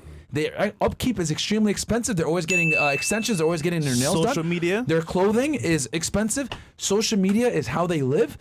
They literally live for the internet. They're always taking pictures, etc. Mike knows. Like, bro, I don't think you guys understand what it's like. And I'm not talking about the fucking, ugly Becky in your town that is like the hottest girl in high school. No, I'm talking about a bitch that she's internationally attractive. Monaco like if you on brought her to boats. if you brought her to Miami, she would be able to actually stand a chance here. If you brought her to Vegas, she'd be able to stand a chance here. I'm not talking about your regional fucking. She's an 8 in your town, but she comes over here, she's a fucking 4. Now I'm talking about really hot girls that get paid for their fucking looks. If you're in a relationship with them, I'm telling you, ask any guy that's been with a 9 or a 10 before. They will tell you it's a fucking headache, and a lot of the time, it's not worth it. Also, just a little news flash for you guys. They don't have any personal skills. They don't have any personal development because since the time they were young, they've been on pageants maybe, they've been very attractive, etc. Everything has been given to them because they're beautiful. That's not what you want, bro. That is not what you want. Yeah. They're entitled to another degree. And it's until you date one of these girls that you will know what it is. And everybody in the chat that's been with one always agrees with me. It's the fucking losers that have never been one that, that's not true, bro. They just didn't meet the right one. Yeah. She probably wasn't a 9 or a 10 then, motherfucker. I would argue it's better to build her up from the bottom up. Yes. So you get her as a 6 or 5. build. If you can, get her a 7. And then if she's Build loyal, a relationship. she's down You don't. for you, No, get the there's BBL. no such thing as a Get the turnkey boob job. relationship. Because at You that said point, the BBL and the boob job. Yeah. because think Yeah, about you're it, right. I got you. We all want that girl, but with the loyalty. Yeah. But to get that off rip, it's hard to find. Yeah, for sure. So if you can find her down the below in the gutter, build her up, man. And then give her the BBL. But once again, she must deserve it. She must earn it and be loyal to you and have respect. That's the only way you could do it. Yeah. So, I mean, I don't know. What are your guys' takes on this on 9s and 10s? And I shit want a like 9 that? that has insight. Rare. And that has genuine impossible. desire, so much so that she'll leave her family and change her religion and do ride or die. Oh Essentially. yeah, it's going to be easier to get them to submit to. Ride or die. That's another thing with the 9s and 10s. That they have so much opportunity and they've lived life on easy mode for so much that it's very difficult for them to be with a guy that like can put them in their place. consistently. Yo, it's very by the difficult way, and weird for them. What I said just now, if you're a real player, you know what I mean. Because if you don't understand women, you could think that's simple, but it's not. Because the girl that deserves it, that actually works towards it to serve you, bro, you want to bless her, bro. You want Fresh. Is she? No, is man, she I want to get her BBL, nigga, but she a I know what you like, so Is I she get a compliment to your life? Yes. Is she? Let's see. Is she the focus of your life? No. That's all you. That's There you you answer go. both Yeah. those questions. Asset, not a liability, right? Simple as that. You put up the boundaries, and then you date multiple 9s and 10s if you can, and then the one that acquiesces to, hey, this is how things are going to be. I'm going to have a logical conversation about where we're going to go in the direction, and you're going to let me. You're going to. If you can let stand me, them. yeah. If you can, multiple 9s and 10s, that's a headache, man. you're going to let me lead. There's not going to be any situation. I'm going to lead in this situation. If they allow it, you're going to have some that don't. And Authority is presumed. They're good for that. You can have sex with them, and then there's the one that actually listens to what you have to say. And you know, you found her in a farm in Arkansas. Miss you, baby. I'll be home tomorrow, buddy. Here you go. My girlfriend was. I met her. She's 20 years old. She's from Frog Level, Arkansas. There you go. Frog level. Not on the internet. There you go. No Chill Wiener goes, banged my ex 4 months ago into her marriage. Do the hoe facts, gents. God damn. Yeah, bro. You banged her You need into the whole her facts marriage. at all Can you times. see Yeah, that? it's her ex, yeah, It into goes her new into marriage. her marriage. Yep. But you know this. She doesn't like her. That's an example of a girl that's just getting married to just Hold on. placeholder Yeah. fiance. We all know a girl that still loves us today. Yep. Whether they get married, they get a boyfriend, one phone call away. Hey, I'm pulling up. It's a wrap. Man. Sorry, dude. Alpha widow. It's depressing when you come across that. Yeah. Yep. But the scary part is, what if that's your girl, and you don't know? Yeah, you don't know. Man, fuck her. You know. Yeah, You'll know. Yeah, Chris. Trust me. I will don't- tell you, don't like, want to know. when you but work you with know. like We bikini would know, pageants Roland. and modeling agencies, the girls will talk, and like the information that I get on these other women, it's like I feel like I'm a member of the CIA. code. But it is kind of a cheat code. Like Yeah. if you do you guys remember General Petraeus? He was the head of the CIA, and he had to step down because he was cheating on his wife, and they got him to that was one of the things. It was a conflict of interest, so he had to step down as director of the CIA. Other spy agencies will use women to get information out of assets. Does that make sense? So when you're around a bunch of these girls, you're gonna hear this dude's talking shit about you. You're gonna find out and then you'll hear the girls like straight up brag about, I'm dating this guy and just sucked this other guy's dick earlier. We just had that on our show. Yes. They get so comfortable on our show, they start like snitching on themselves. I'm Yes. like, you do realize we're on the air right now. That is the only benefit I could see that's tangible. I'll be cool with girls. That's one benefit I could see. I love The being in a inside hot info. tub and Women they just have a talk. couple little Yeah. tequila and they just start telling the truth and you're like, keep going. It's incredible. Some spy shit. Lilsey, okay, worst generation. Fresh, what if you sin for a good cause? Like an extreme example would be like killing. Come on, bro. Yo, sin is sin, man. Yeah. I mean, Welcome to Rumble. None of us are without sin, bro. So I mean, Okay. Cobra Khan, Dante Stallone. Wait, no, we got 50, right? Yeah. read it. Okay, Dante Stallone wants to fight Zherka, Sly's youngest brother. He's a badass fighter. He's already reached out. Zherka's open to it. Stallone versus Zherka is legit undercard. Would be interesting. Okay. Come to Vegas. We'll set it Bimo up. goes, great show, guys. W. Michael, do you guys think... No, we did. No, I one read that already. one. We did one. Yep, did that one too. Come on, Ninja, stop fucking up. WFNF, what the hell? Is that Chris? Shout out to Bimo, by the way. Hey, yo, I just got here. What's going on? Okay, Eugene, thank you for platform, Rolo. How would you recommend men who are not interested in sleeping with lots of women get to navigate this dating market without multiple women? Bro, good luck. This nigga, man. Good luck, bro. Bro, like, yo, because this guy always, like, he's one of the people that complain about my 50 thing. Bro, adapt to the new fucking normal. Here's the thing. What's what your it is? threshold, bro? Is it 1? No, there's is no it 10? threshold. Is it 100? This is what it is. What is it? This is what it really fucking is. And you gotta call a spade sometimes. You're a fucking pussy, your sexual market value is low, and you don't want to do the work required to increase it. Yep. That's what the fuck it is. And you don't want to learn the skill set of what it takes to be attractive. That's what it is, dude. That question alone. That's what it is. Proves to me you don't get any girls. Yeah. And you don't understand You don't girls at fuck. all. Yeah. You don't Because fuck. the if you did, Bro. it wouldn't be an issue. And here's the other thing too. Men are right. We make fun of women all the time about being delusional. Men are delusional too. Yeah, we are. Bro, I'm not gonna cold approach because X, Y, Z, or nah, I'm on my monk mode right now, Yeah. or nah, blah blah blah. fap. All this other shit. Like, dudes are delusional too. You guys are so fucking scared of rejection that you are willing to sit there, right? And like I told you before, boxing match. Hope it works out. Eventually, find a girl that you like. You go ahead and you walk down the aisle like an idiot, marry her. Next thing you know, you're in that fucking boxing match that I talked about. And you get fucked up because you did not do the prerequisite training and the reps required to go ahead and learn how to tango with this chick. Bro, legit. I was super skinny, had a way worse stutter than before. And I said, you know what? Shut up, Chris. I had to physically I was waiting for that. feel the pain of getting rejected multiple times. But you know what? That experience taught me so much. And after that experience, I gained confidence. And with confidence came skills. And with skills came experience. And as a result, when I was done, bro, I'm the man I am today. But again, people don't want to go through experience because they don't want to get Rejection, hurt and pain. Rejection is the biggest reason why so many guys puss out when it comes to girls and not wanting to deal with women. it It's is. like they're really scared of rejection. But what I'm telling you is that it's gonna come, bro. You could be the biggest Chad ever. You're still gonna get don't matter. rejected 80 to 90% of the time. Yeah. And you're doing everything perfect. Some girls are just gonna reject you simply because they want to. Or Like, it is you're not their type. Or you're not their type. It's simple. Or maybe they're just having a bad fucking day. They're on their Time period. before. Bro, it just They got happens. a man. You got to stop being a bitch. Like, yo, accept the fact that you're going to get rejected, man. It is what it is. A lot. And my biggest detractors every single time they say, this 50 thing is crazy, blah, blah, blah. You guys, a lot of the times, are fucking pussies and don't want to do the work. Yeah. That's what it comes down to. That's what it is. Hold on, Sterling. What did you think when he said 50? What did you think when you first time you heard it? I thought that was pretty rookie reasonable. numbers. Like, I thought that was reasonable. Yeah. Because I was like, you know, it took me about that a little bit more to get to that point, but that's why I said the point. So I thought, I was like, if I lived in Brickell, yeah, for sure. I was like 50, and Brickell would be like a Waco, Texas 29. You know what I'm saying? Just because there's like some hoflation, like you can just there's just like there's more space between the women. But yeah, I know. I'm thinking there's some cities where I don't know how a guy in Des Moines can get to 50, but if he can, good point. that's the only thing. That was my only I want thought. to know how a Michael, kid the way- in the- Brazil can get to 1600. Okay, well, the way how does it, how does again, that I happen? kid Brazil, because you include both sides. I see. X, Y, All and right, well, X. just, you know, I'm Brazil asking, had you a ton of guys. them. I'm asking for a Michael, friend. Michael, the way I got to it was I just started traveling a bunch. Yeah, so if you travel a bunch, you're going to accidentally do 50. Yeah, basically, accidentally yes. do 50. What I'm saying is, like, for some of these guys, I was like, it's not that 50 was too much. I was like, how some of these guys, I'm wondering, like, how you can get to 50 if you live in, like, San Francisco and the women are all hideous. Like, what do you do there? Or you live in, like... I mean, you still learn the basics, the skill yeah, set. for sure, You know what for I mean? sure. I agree with you. I'm just saying, Well, like, I guess I'm still a blue pill simp because my notch count is public knowledge is 41 before I met my wife, so 42. And you know what's funny is like then the CDC said like a blowjob is now it counts as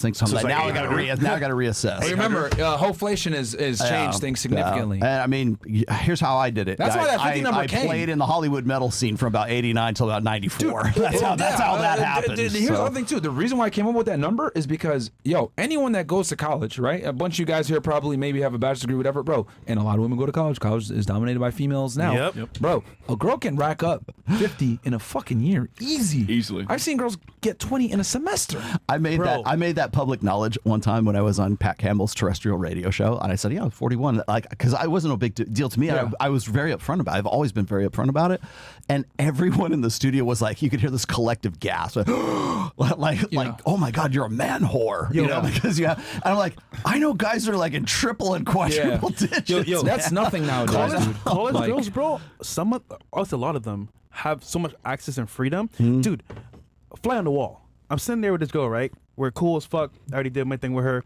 And her friends are just talking. I'm just saying, like, this can't be real life. Dude, she's texting a guy because she's on a period, but she wants the experience, so she's going to fuck him. And I'm like, bro, this is one, that's one text message. Yeah, dude. There's another one. We were at this club, whatever, met this basketball player, and then we're fucking the whole team. I'm just like, these are college girls, bro. And once again, body count over the moon because, again, access. And it's girls that are young. And not only that, guys, college for a lot of girls is a excuse to do drugs and fuck off for 4 years. Why do you think women major in a bunch of It stupid don't have to be college, degrees, man. I dude? sat on this show in the old studio, and I was sitting by this girl who's 19 years old, and you guys were talking about body count, and she was 19, and she said she had like a 25 body count. Yeah, At 19, I was like, Easy. And that's just what she remembers, man. Like, yo, like And the ones she counts. it's fucking crazy to me, man. Like some of you guys, like when I say 50, and anytime I say like 50 is like a good number before you get married, and people get mad at me and like, oh, blah blah blah. Mind you, I'm saying you should be 35 years old as well. Like, and they're like, that's too high, or you're promoting degeneracy, blah blah blah. You know what, man? I'd rather you be a degenerate maybe for a period of your time and understand female nature than you go in as a fucking goody two-shoe, good boy, thinking the Bible's going to save you and you get fucking destroyed. That's what I prefer. Because I'll tell y'all this, you guys are playing by the set of rules that they don't play by anymore. Guess what? I People forgot to were mention as well. degenerates before this show started. People were into all of doing high body counts when I was at the fucking metal scene back in the 90s. I forgot to Okay? mention, Trust me on we this. were at a club there in Fort Lauderdale. Some guys came to our table as well, and she texted the girl like, "Hey, should we fuck them too?" I'm like, "What the fuck, bro?" It's crazy, bro. It's crazy. You know, guys just don't like. Anytime people get mad at me for that, I'm just like, bro, you have no fucking clue of modern women, bro. Yeah. If you're really gonna fight me on this, you have zero fucking clue how women move in 2023. You're lost, a fucking bro. idiot. You're lost, bro. Like, why are you even watching this podcast? Like, honestly, like, go fucking watch some. Go watch some like female podcasts where they're talking about some bullshit. Go watch Call Her Ethan Daddy, bro. Klein. I don't fucking know. Go Something. watch H3. Go watch one of these losers. Go watch Pink Hassan talk about feminism and all this other bullshit. Like, bro, why the fuck are you even watching our shit? Get the fuck out of here, man. Yeah, like, bro. I'm tired of fucking faggots coming over here complaining about shit, man. I agree. God damn, man. What channel? But yeah, it's fine. And yeah, it's fine. And All right. they can't be helped, bro. Yeah, it can't be helped. man. Hoss. All right, Hey, FNF, I've been with this particular woman for a week, but she asked why I'm not available enough for her when I've told her I'm on my grind. What do I do to make sure she stays? Keep doing what you're doing. You're doing it. You're already Don't doing change it. a thing, bro. She asked you the question. She didn't Don't leave. change anything. That's Keep a good doing sign. what you're fucking doing, bro. Yeah. RP Mentor Tokyo channel goes, my hypothesis on women's inflated sense of value. Research has shown that dark-tried men have lower standards for short-term mates than regular men, but higher for long-term. By this, a 3 sleeps with a DT7 and shifts her standards. Yes, this is true. Yes, because what ends up happening is she shifts her standards to the highest status guys that she's able to have sex with. That's what ends up happening. What else do we got here? Abo Ace. These whack-ass streamers are sadly turning Miami into the new LA. What I just say? A bunch of weak, low-T betas. Bro, you know the problem? They're going to come to Miami and fuck it up. I guarantee you, bro. Because they're fucking clout-chasing antics, bro. It's going to fuck up Miami. I Welcome swear to God. Welcome to Vegas, guys. Bro. Wish Kevin Samuels was a part of this. Can you soundboard woof woof when taps in his honor? I'm a PhD. Okay. Men and women are better together, and you are teaching us how. Thank you, men. Thanks, Chris. Sorry, Pastor Bros. Even Southeast Asia girls dancing in tin roof shacks are acting westernized because they get like 50K likes on their TikTok.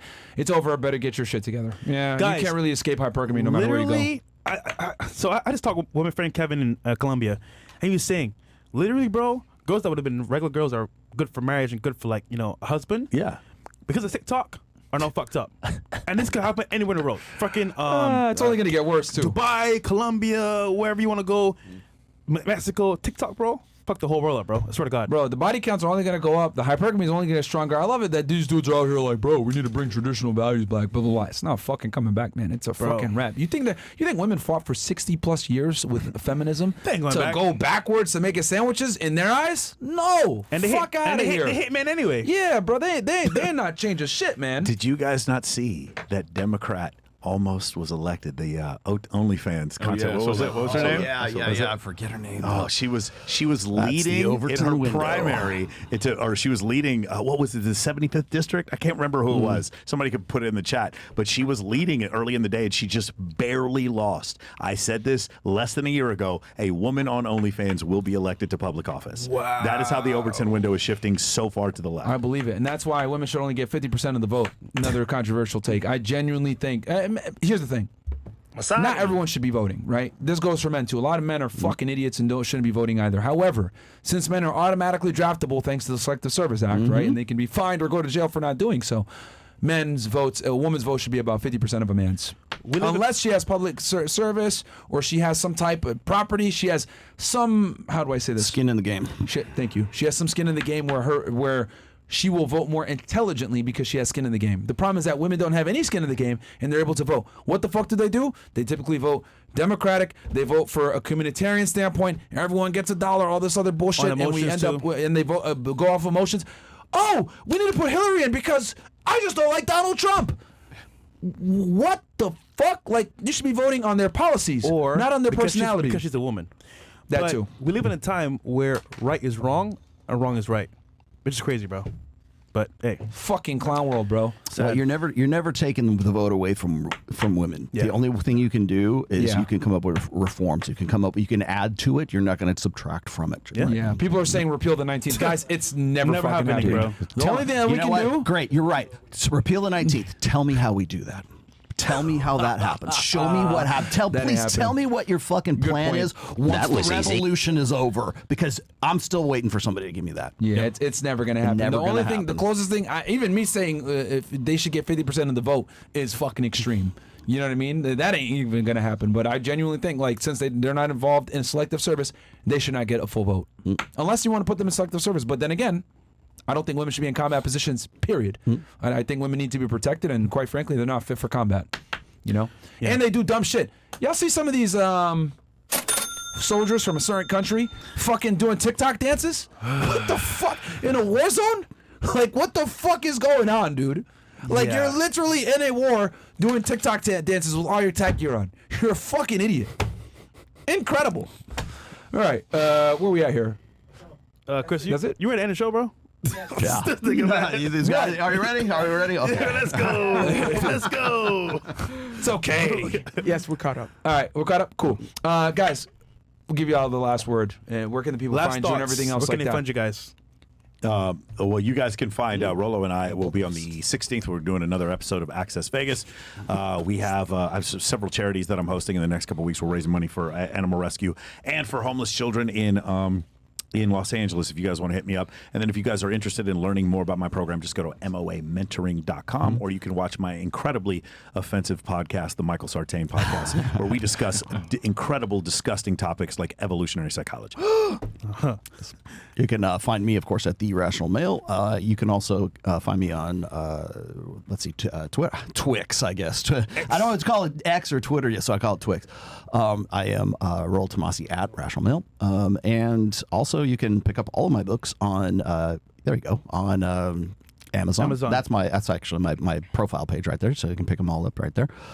And let's see, I also do my own podcast, as you guys know, at 1 p.m. Pacific, 4 p.m. Eastern every Sunday. It's The Rational Male. Nice. W. You can find me at sterlingcooper.com. You can also type in Sterling Cooper onto YouTube. I'm the first thing that comes up. And on Instagram, I'm also at Sterling Cooper. You're also at. This guy, man. Slut. W show. A lot of discussions, man. Hope you guys enjoyed that one, man. We got the girls coming in. We're definitely going to hit them with some Welcome, punch. facts. Oh, and I think I'm on ban on Twitter. Let me look here. Already? Let me see here. I'm going to check right now for y'all you was ninjas. banned? Unplug Fit X on. Oh, yeah. Elon, account reban him. is fully functional. Hey, we lit. Reban. We in here. All right. Unplug Fit X on Twitter, guys. We're going to be back with some girls right now. I'm all scared about what I'm going to tweet, but don't worry about that fat piece of shit. All right, guys. We're going to be back here. Yeah. Call it. Yeah. We're, Chris. Call it. 10:30-ish. Maybe sooner. Hopefully. No, ish, Yes, nigga. please. All right, cool. We'll get going here, and we're gonna have all three of them on the panel, man. It's gonna be a great show. Zherka, go get some fight lessons from It's John gonna be Fitch. it's gonna be a two-part show, guys. We're gonna have an entertainment aspect, and then we're also gonna have a debate aspect that's more intellectual. So we'll catch you guys And back yes, there. real quick, chat. My real name is Walter. I'm proud of it. Wow, they figured you out. What the fuck? Why are they roasting your real name? I don't know. I love it. You have to quit now. They find my name out. I have to quit. They find yours Yeah, out. I mean, You got to it's quit. public knowledge, bro. It's on- Sterling, it's on once my they Instagram. figure out who you really are, then you got to quit. Guys, That's do the me a favor, rules. man. I don't know why. Like the video, bro. Okay, so like the Yes. video, subscribe to the channel. I see that we got almost 5,000 y'all in here, 4,900, and then another we had roughly altogether like 12, 13K, 15K watching between the two platforms. Guys, like the video on YouTube, man. We really appreciate it. If you're watching on Rumble, open up a tab, like it on YouTube because, as you guys know, we got demonetized. Haters gonna hate. So make sure to like the video, help us get pushed in the algorithm. And there's probably a guy that could probably benefit from hearing this message. For sure. Probably save a life here or there. Love you guys. Catch you guys back here in a bit. Peace. Peace.